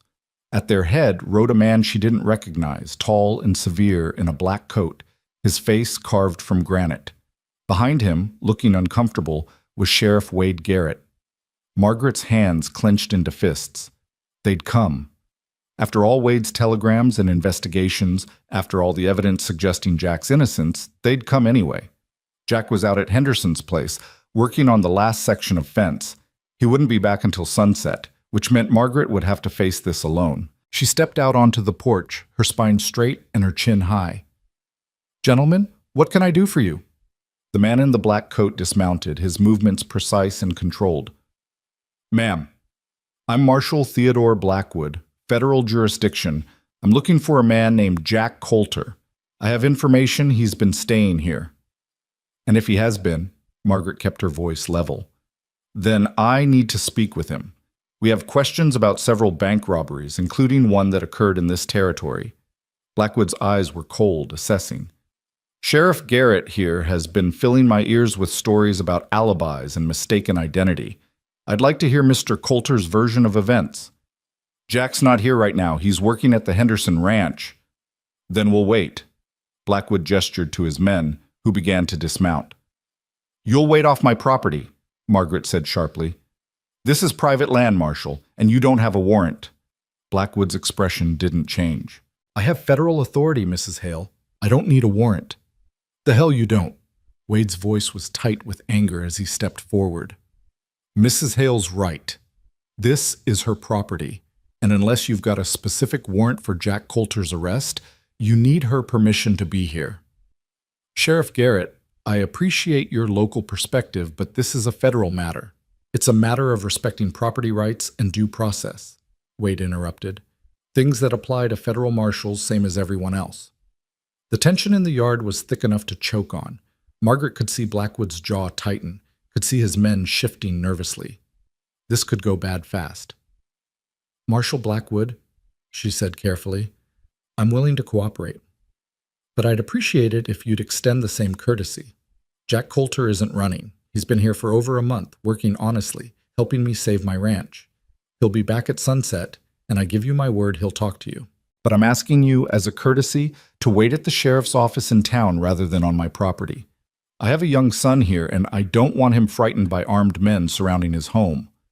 Blackwood studied her for a long moment. Then, surprisingly, he nodded. "That's reasonable.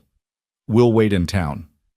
But Mrs. Hale, if Jack Coulter doesn't show up, if he runs, I'll consider you an accessory. Do you understand?" "He won't run," Margaret said with more confidence than she felt.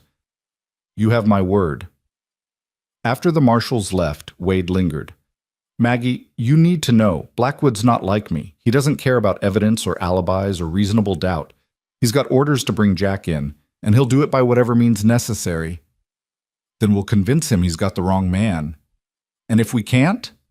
Margaret looked at the sheriff, this good man who'd been trying so hard to help despite the risk to his own career. "Then I guess we find out exactly how far I'm willing to go to protect someone I care about." Wade sighed, settled his hat more firmly on his head. "You've got until sunset. Make it count." Margaret rode to Henderson's ranch like the devil himself was chasing her, pushing her mare harder than she should have, her heart hammering against her ribs with every hoofbeat. The sun was still high, maybe 3 hours until sunset, and she needed every minute of that time. She needed to warn Jack, needed to prepare him, needed to figure out how they were going to face Marshal Blackwood without everything falling apart. She found Jack on the far western boundary of Henderson's property, working alone on a stretch of fence that ran along a rocky outcropping. He was shirtless despite the October chill, his skin gleaming with sweat, and he looked up at the sound of her approach with a smile that died the moment he saw her face. "What's wrong?" He dropped his tools, was at her side before she'd even dismounted. "Federal marshals," Margaret said, breathless from the ride and the fear. 6 of them, led by a man named Blackwood. They're waiting in town. They want to talk to you." Jack's face went carefully blank, the shutters coming down over his eyes. "When?" "Sunset. I told them you'd come in, that you weren't running." She grabbed his arm, felt the tension coiled in his muscles like a spring wound too tight. "Jack, please tell me I didn't lie. Please tell me you're not going to run." He was silent for a long moment, his eyes scanning the horizon like he was already mapping escape routes. Margaret felt her heart crack, felt the fragile hope she'd been building start to crumble. "I could be in Utah by tomorrow," he said quietly. Wyoming by the end of the week. I know places where federal marshals don't go, places where a man can disappear if he's careful. And then what? You spend the rest of your life running, looking over your shoulder, never staying anywhere long enough to call it home? Margaret's voice broke. Is that really what you want? What I want doesn't matter. What matters is keeping you safe, keeping Daniel safe. If I talk to Blackwood, if he takes me in, Margaret, they'll hang me. The evidence Wade's been gathering, it doesn't mean anything to federal courts. I'm an escaped convict. That alone is enough for a death sentence. Then we fight. We bring the witnesses, we show them the evidence, we prove that Porter Daniels has been using your name, and how long do you think that will take? Months? Years? Jack's hands came up to cup her face, his thumbs brushing away tears she hadn't realized she was shedding. I won't ask you to wait that long. I won't ask you to spend years visiting me in some federal prison while lawyers argue over technicalities. You're not asking, I'm offering. Margaret covered his hands with hers, held on like he was the only solid thing in a world that had started spinning out of control. Don't you understand? I've spent 3 years watching this ranch die, watching my son grow up without a father, watching my dreams turn to dust. And then you showed up, this impossible, stubborn, honorable man who fixed my fence and dug my well and taught my son how to be strong. You think I'm going to let you walk away now? You think I'm going to let them hang you for crimes you didn't commit? Margaret, I love you. The words came out fierce and desperate and utterly true. I know it's too soon and too complicated, and maybe I'm a fool for saying it, but I don't care. I love you, Jack Coulter, and I'm not letting you run. I'm not letting you give up. We're going to face those marshals together, and we're going to prove your innocence, and somehow, some way, we're going to build a life that doesn't involve constantly looking over our shoulders. Jack's expression crumpled, years of pain and loneliness and desperate longing breaking through the careful control he maintained. I love you too, he whispered. God help me. I think I loved you from the moment you stepped between me and Wade's gun on that train platform. But loving you doesn't change the facts. It doesn't change what I am. You're a good man who was dealt a bad hand, Margaret said firmly. That's what you are. And good men don't run. They stand and fight. Isn't that what you told Daniel just last week? That real strength isn't about never being afraid. It's about doing the right thing even when you're terrified. Jack laughed, but it was wet with unshed tears. Using my own words against me? That's playing dirty, Mrs. Hale. Whatever works, Mr. Coulter. She pulled his head down, kissed him hard and desperate, trying to pour everything she felt into that kiss, all her fear and hope and stubborn, impossible love. When they broke apart, both breathing hard, she said, We go into town, we talk to Blackwood, we show him everything Wade's gathered, and we pray that justice actually means something in this God-forsaken territory. Jack was quiet for a moment, his forehead resting against hers, his hands trembling slightly where they cupped her face. Then he straightened, and when he looked at her, there was steel in his eyes, the kind of determination that had kept him alive through 3 years on the run, but tempered now with something else. Hope, maybe, or faith in something larger than just survival. All right, he said, we do this your way. But if it goes bad, if Blackwood won't listen, Margaret, you have to promise me you'll let it go. You'll take Daniel and get on with your life. You won't waste years fighting a battle you can't win. I'm not promising anything except that I'll stand beside you for as long as you'll let me, Margaret said. Now put your shirt on and let's go face down some federal marshals. They rode back to the ranch together, side by side, the afternoon sun casting long shadows across the prairie. At the house, they found Pete waiting on the porch with Daniel, the old man's face grave and the boy's eyes wide with barely contained excitement. Daniel thinks the marshals are coming to arrest you, Pete said without preamble. I didn't see the point in lying to him. Are they? Daniel asked, his voice smaller than usual.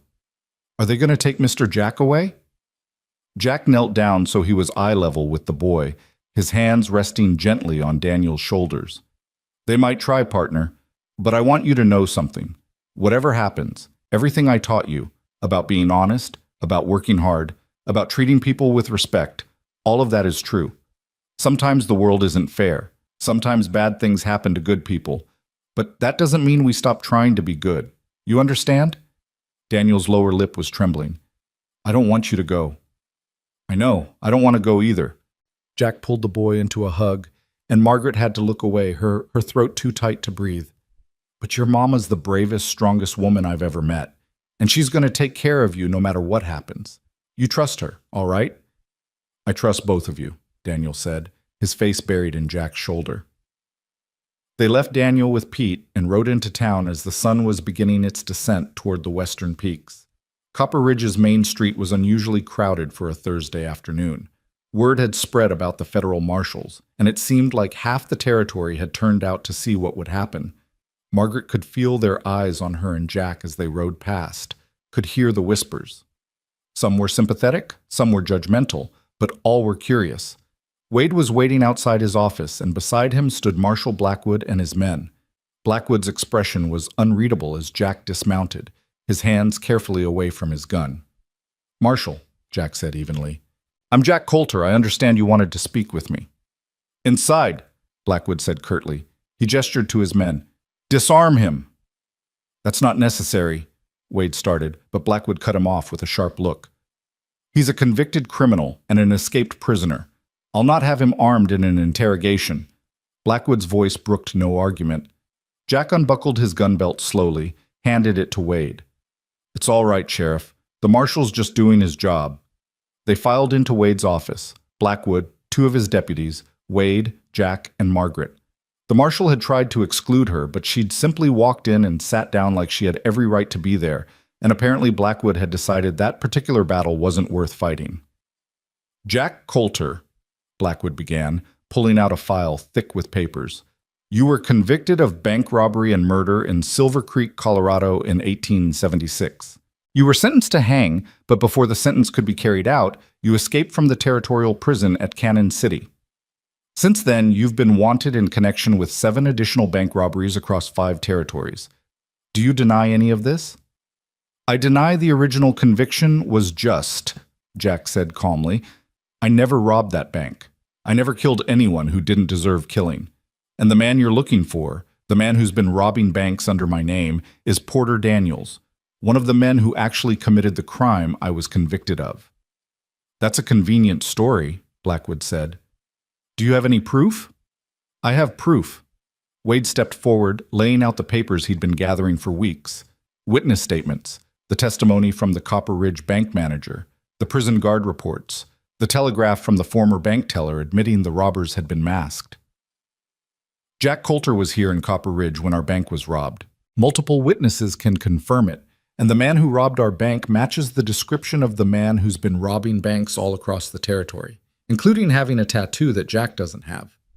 Blackwood examined the papers with the kind of thoroughness that would have been encouraging if his expression hadn't remained so cold.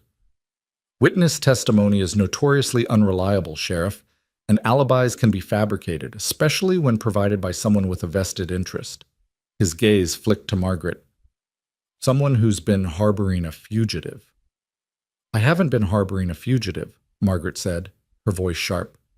I've been employing a ranch hand, a good one, who's helped save my property and been nothing but honest and hard-working since the day he arrived.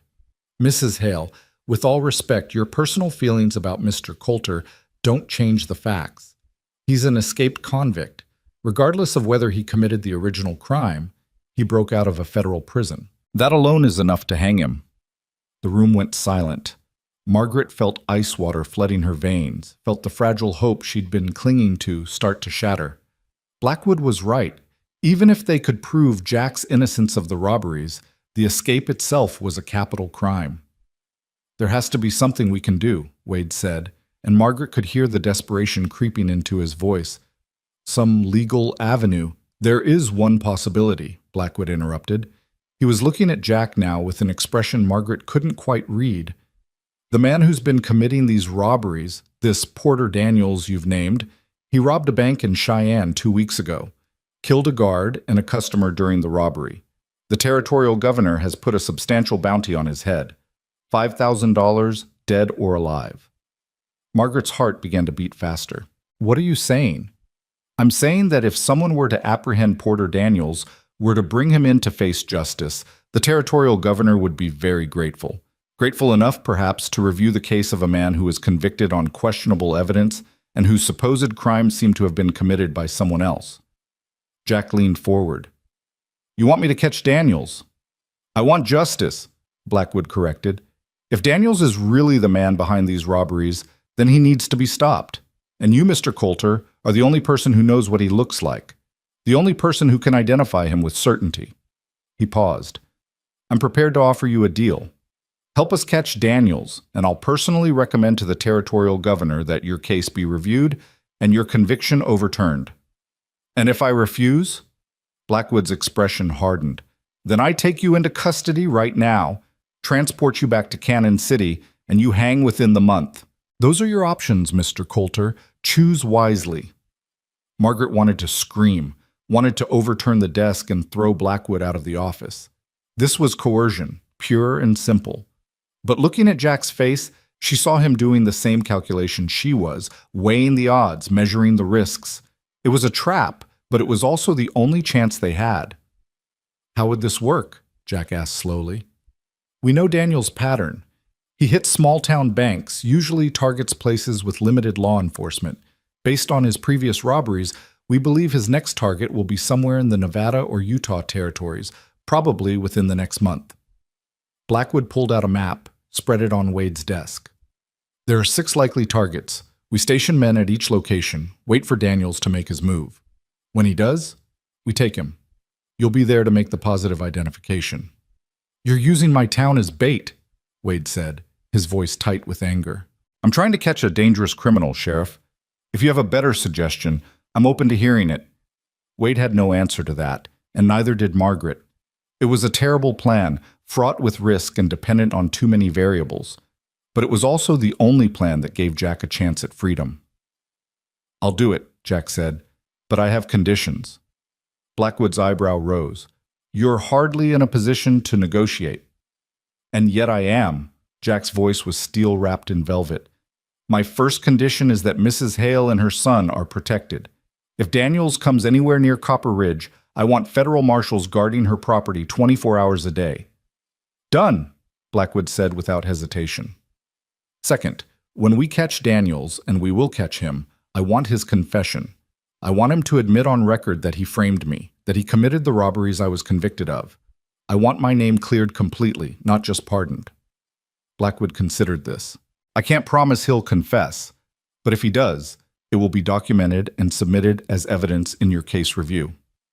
"Third," Jack continued, "Sheriff Garrett stays involved in the investigation. He's the one who's been gathering evidence, the one who knows this case inside and out. I want him as part of the team bringing Daniels in." "The sheriff has his own jurisdiction to worry about." "That's my condition," Jack said flatly. "Wade's earned the right to see this through. Without his work, you wouldn't even know Daniels' name." Blackwood looked at Wade, who nodded slowly. "All right. The sheriff can participate. Any other demands?" "Just one." Jack stood, moved to stand beside Margaret's chair. "When this is over, when Daniels is caught and my name is cleared, I want to be able to stay here. I want to work this ranch, help raise that boy, build a life with this woman. I want what was stolen from me 3 years ago. A chance at peace." Something flickered in Blackwood's expression. Surprise, maybe, or respect. "If you catch Daniels and your name is cleared, Mr. Coulter, you'll be free to do whatever you want. You have my word on that." They shook on it, though Margaret noticed Jack's hand was trembling slightly when he released the marshal's grip. Blackwood and his men filed out, leaving instructions to meet at the federal office in Carson City in 2 days to begin planning the operation. Wade lingered, his face troubled. "Jack, you know this is dangerous as hell, right? If Daniels realizes you're onto him, he'll try to kill me." "I know." Jack's jaw was set. "But it's the only shot I've got, and I'm not going back to prison, Wade. I'll die first." "Let's hope it doesn't come to that," the sheriff said. He clapped Jack on the shoulder. "I'll start making preparations. And Jack, you've got more people in this town on your side than you might think. Word spread about the work you've done, the kind of man you are. If it comes to a fight, you won't be facing it alone." After Wade left, Margaret and Jack stood in the empty office, the weight of what had just happened settling over them like snow. Outside, the sun was touching the ridge, painting the sky in shades of crimson and gold. "We should get back to the ranch," Margaret said quietly. "Daniel will be worried." But neither of them moved. They stood there in the gathering dusk, holding on to each other like drowning people clutching driftwood, trying to find solid ground in a world that kept shifting beneath their feet. "I'm scared," Jack admitted. "I've been running for so long, I don't know how to stand and fight anymore." "Then you'll learn," Margaret said. "We'll both learn, together." The next 2 weeks were a strange kind of limbo. Jack spent his days in Carson City working with Blackwood and the other federal marshals, planning the operation to catch Porter Daniels. Margaret stayed at the ranch, trying to maintain some semblance of normalcy for Daniels' sake, while federal deputies camped on her property, watching the roads for any sign of trouble. John Henderson continued to send work Jack's way, as did other ranchers in the territory. It was their way of showing support, Margaret realized, giving Jack legitimate employment, treating him like a valued member of the community rather than a wanted criminal. She was grateful for it, for the way these hard, practical men had decided that Jack's character mattered more than the paper on him. Sarah Chen visited regularly, bringing supplies and gossip from town. The sentiment was mixed, she reported. Some folks thought Margaret was a fool for standing by a wanted man. Others admired her courage. A surprising number seemed to believe that Jack was innocent and that the federal government had gotten it wrong. Tom Wu started a petition, Sarah said one afternoon over coffee, asking the territorial governor to review Jack's case even if they don't catch this Daniels fellow. He's got over 200 signatures already. Margaret felt tears prick her eyes. "I don't know what to say." "Say you'll keep fighting. Say you won't let them railroad a good man just because it's easier than admitting they made a mistake." Sarah squeezed her hand. "People around here, we know what it takes to survive in this country. We know the difference between a man who's running from justice and a man who's running from injustice. Jack's the latter, and folks recognize that." On the 15th day, Jack came home looking grim. He'd been in Carson City for 3 days straight, and the exhaustion showed in the lines around his eyes, the tightness of his jaw. "They've narrowed it down," he said without preamble. "Based on Daniel's pattern and recent intelligence, they think he's going to hit either the bank in Silver Springs or the one in Austin. Both are small towns, both have minimal law enforcement, both fit his profile." "When?" Margaret asked. "Could be any day now. Blackwood wants marshals in position by tomorrow." Jack ran his hands through his hair. "Margaret, I need you to promise me something. If this goes bad, if Daniels kills me, or if I have to kill him and they arrest me anyway, I need you to promise you'll move on. You'll sell this place if you have to, take Daniel somewhere safe, build a new life." "I'm not making that promise," Margaret said flatly. "You want me to promise something? Fine. I promise that when you catch Daniels and clear your name, I'm going to marry you. Right here on this ranch, with Daniel and Pete and half of Copper Ridge as witnesses. That's the promise I'm making." Jack stared at her like she'd grown a second head. "Margaret, I haven't even asked." "Then ask." He laughed, sudden and surprised, and for a moment he looked years younger. "Margaret Hale, will you marry me? Will you let me spend the rest of my life making up for the trouble I've brought to your door? Will you let me be a father to Daniel and a partner to you and a man who finally has something worth fighting for?" "Yes," Margaret said simply. "To all of it, yes." They sealed it with a kiss that tasted of coffee and hope and desperate, impossible love. Then Jack packed his saddlebags and checked his gun and prepared to ride out with Blackwood's marshals to face the man who'd stolen his life. The trap was set in Austin, a tiny mining town nestled in the Toyabe Range, where the bank sat on Main Street like a fat pigeon waiting for a hawk. Federal marshals took up positions in the hotel across the street, in the saloon next door, in the general store, in the livery, and every other building with a clear line of sight. Jack was stationed with Blackwood in the marshal's office, watching through field glasses, waiting for a ghost to materialize. 3 days they waited. 3 days of tension wound so tight Jack thought he might snap. 3 days of watching every stranger who rode into town, searching for a face he'd seen in his nightmares for 3 years. On the 4th day, just after noon, Porter Daniels walked into the Bank of Austin like he owned the place. Jack saw him through the field glasses, and his blood turned to ice. It was like looking into a twisted mirror, the same height and build, the same dark hair. But where Jack's features were angular and weathered, Daniel's were sharper, meaner. And there, clear as day on his right forearm as he reached for his gun, was the eagle tattoo the witnesses had described. "That's him?" Jack said, his voice tight. "That's Porter Daniels." Blackwood was already moving, marshals pouring out of their hiding places, surrounding the bank. Jack followed, his heart hammering, his hand on his gun. This was it. 3 years of running, 3 years of being hunted, all coming down to this moment. Daniels came out of the bank with a sack of money in one hand and a gun in the other, and he froze when he saw the marshals. For a split second his eyes met Jack's across the dusty street, and recognition flared, followed immediately by fury. "You son of a bitch!" Daniels snarled. "You were supposed to hang." "Drop your weapon," Blackwood ordered. "You're surrounded." Daniels looked around, saw the marshals, saw the rifles trained on him from every angle. He was calculating. Jack could see it, weighing his odds. And then, with the desperate recklessness of a man with nothing left to lose, he raised his gun. The street erupted in gunfire. Jack dove for cover behind a water trough, heard bullets thudding into the wood above his head. Through the chaos, he saw Daniels firing wildly, saw 2 marshals go down, saw Blackwood take aim with the cold precision of a man who'd done this 100 times. And then Daniels was turning, running for the alley between the bank and the general store, and Jack was on his feet before he could think, before he could calculate the risk. He couldn't let Daniels escape, couldn't let this chance slip away.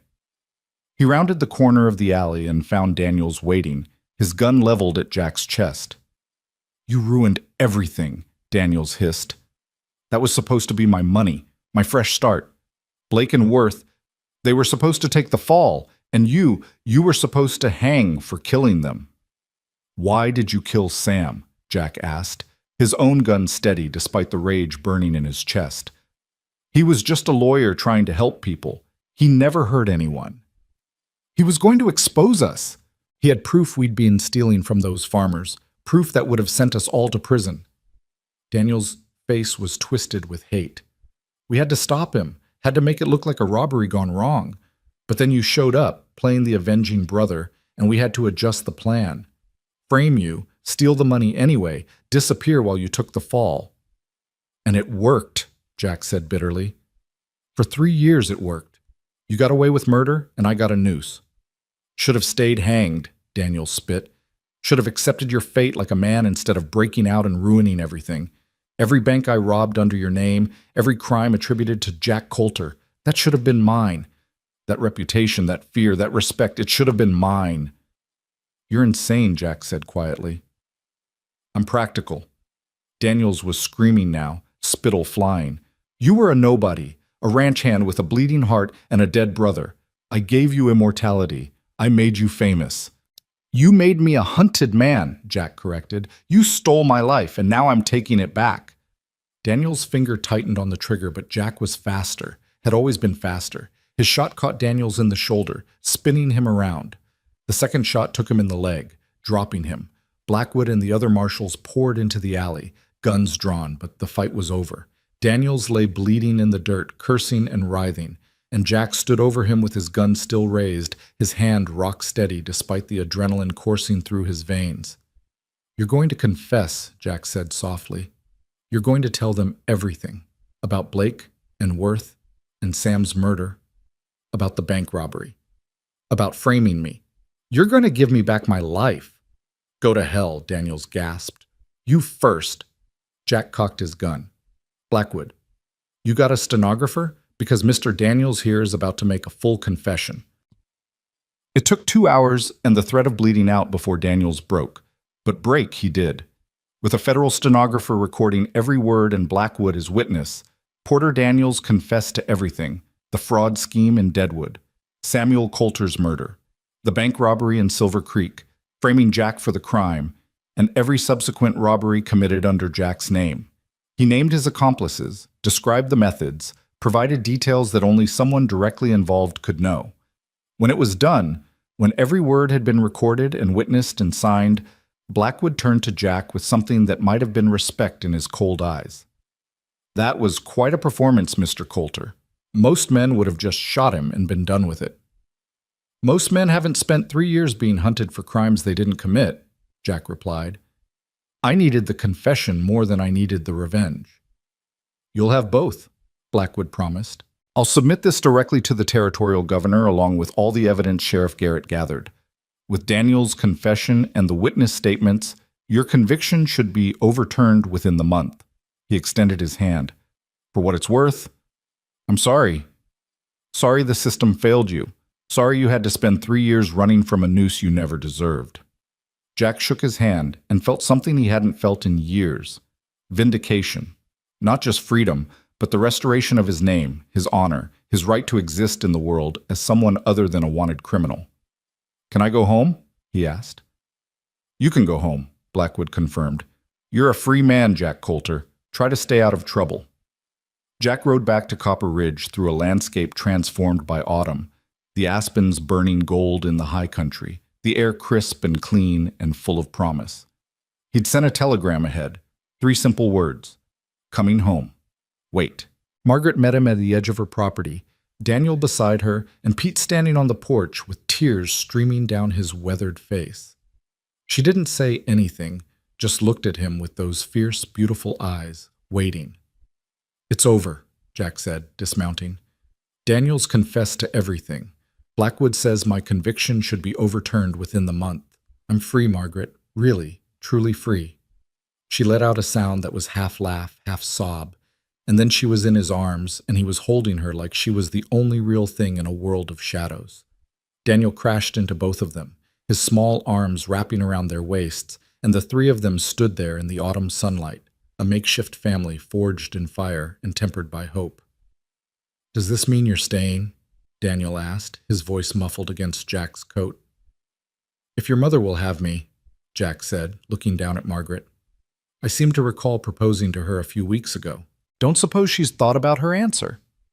I said yes then, Margaret replied, laughing through her tears. I'm saying yes now. Yes to all of it. Yes to everything. The wedding took place 6 weeks later, on a Sunday afternoon when the first snow of winter was dusting the peaks, but the valley was still green and gold.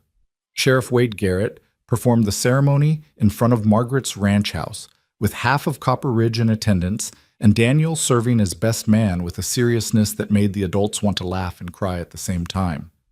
Sarah Chen stood as Margaret's witness, and John Henderson gave the bride away. And old Pete cried openly without shame. Even Marshal Blackwood made an appearance, riding in from Carson City with official papers that confirmed what everyone already knew. Jack Coulter's conviction had been overturned, his record expunged, his name cleared of all charges. You're a free man in every sense of the word, Blackwood said, handing Jack the papers. Use it wisely. I intend to, Jack replied, looking at Margaret in her simple white dress, at Daniel grinning so hard his face might split, at the ranch that had become home and the community that had become family. I intend to use every single day wisely from here on out. The vows were simple and heartfelt. Jack promised to love and honor Margaret, to be a father to Daniel, to work this land with integrity and care.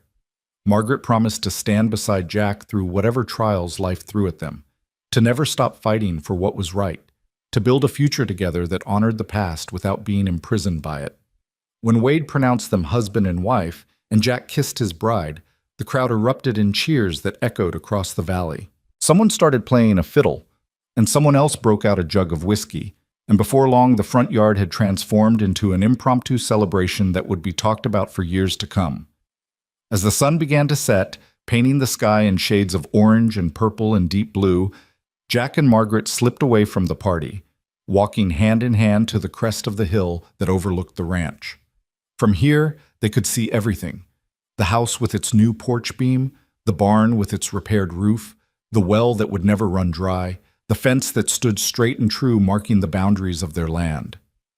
You sent for a husband, Jack said softly, echoing the words from what felt like a lifetime ago. Guess I finally became one. You didn't come to save my land, Jack, Margaret replied, leaning into his warmth. You came to save me, and I think maybe I saved you too. No, maybe about it, Jack said, wrapping his arms around her. You saved me the moment you stepped between me and Wade's gun. You saved me when you offered me work instead of judgment. You saved me when you loved me despite everything the world said I was. He kissed the top of her head, breathed in the scent of her hair. I was running toward death, Margaret. Running fast and hard with no idea how to stop. And you stood in my path like an angel with a shotgun and said, "Not today." You made me believe I could be something other than a wanted man. You made me believe in redemption. Below them, the party continued, music and laughter drifting up on the evening breeze. Daniel's voice rang out, young and clear and full of joy, calling for his mother and his new father to come back and dance. In the distance, the mountains stood eternal and indifferent. But here in this valley, on this ranch, in this moment, two people who'd been broken by loss and hardened by struggle had found something neither had dared hope for, a second chance. "We should go back," Margaret said, though she made no move to leave. "They'll be looking for us." "In a minute," Jack said, holding her tighter. "Just give me one more minute to stand here and remember what it feels like to be free, to be loved, to be home." They stood together as the sun disappeared behind the ridge and the first stars began to appear in the darkening sky. Two hearts that had been running in opposite directions finally finding each other in the vast emptiness of the frontier. The widow who'd sent for salvation and the outlaw who'd brought redemption, both of them scarred and stronger for it, both of them ready to build something that would last. Behind them, the ranch waited. Their ranch now, bought with sweat and blood and stubborn, impossible hope. Ahead of them, the future stretched out uncertain and full of promise.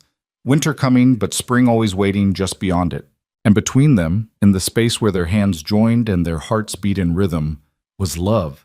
The kind of love that doesn't come easy or gentle, but fights its way into being against all odds and all reason, fierce and true and utterly unbreakable. Jack Coulter had come to Copper Ridge to fulfill a dead man's promise, carrying nothing but grief and a price on his head. He was leaving that life behind and stepping into a new one, carrying instead a wife's love and a son's trust and a community's respect. The wanted posters might still exist somewhere, gathering dust in some marshal's office, but they described a ghost, a man who no longer existed. The man who stood on that hillside holding the woman he loved while their son called them home was someone new. Someone reborn not by running from the past, but by facing it head on. Someone who'd learned that redemption isn't granted, it's earned, one fence post at a time, one honest day's work at a time, one moment of choosing courage over fear. "All right," Margaret said finally, squeezing his hand. "Let's go dance with our son." They walked down the hill together, toward the light and the music and the laughter, toward the life they'd built from ruins and refusal to give up. The stars were coming out above them, endless and eternal, and somewhere in that vast darkness, a new story was being written, not of an outlaw and a widow, but of a husband and wife who'd found each other in the most unlikely of places and chosen, against all reason and all odds, to believe in second chances. The music swelled as they rejoined the celebration, Daniel grabbing Jack's hand and Margaret's and pulling them into the circle of dancers. And as they spun beneath the gathering stars, surrounded by friends and family and the sweet, impossible promise of tomorrow, Jack Coulter finally understood what James Thornton had meant in those final moments in that Cheyenne saloon. This was where he was supposed to stop running. This was home.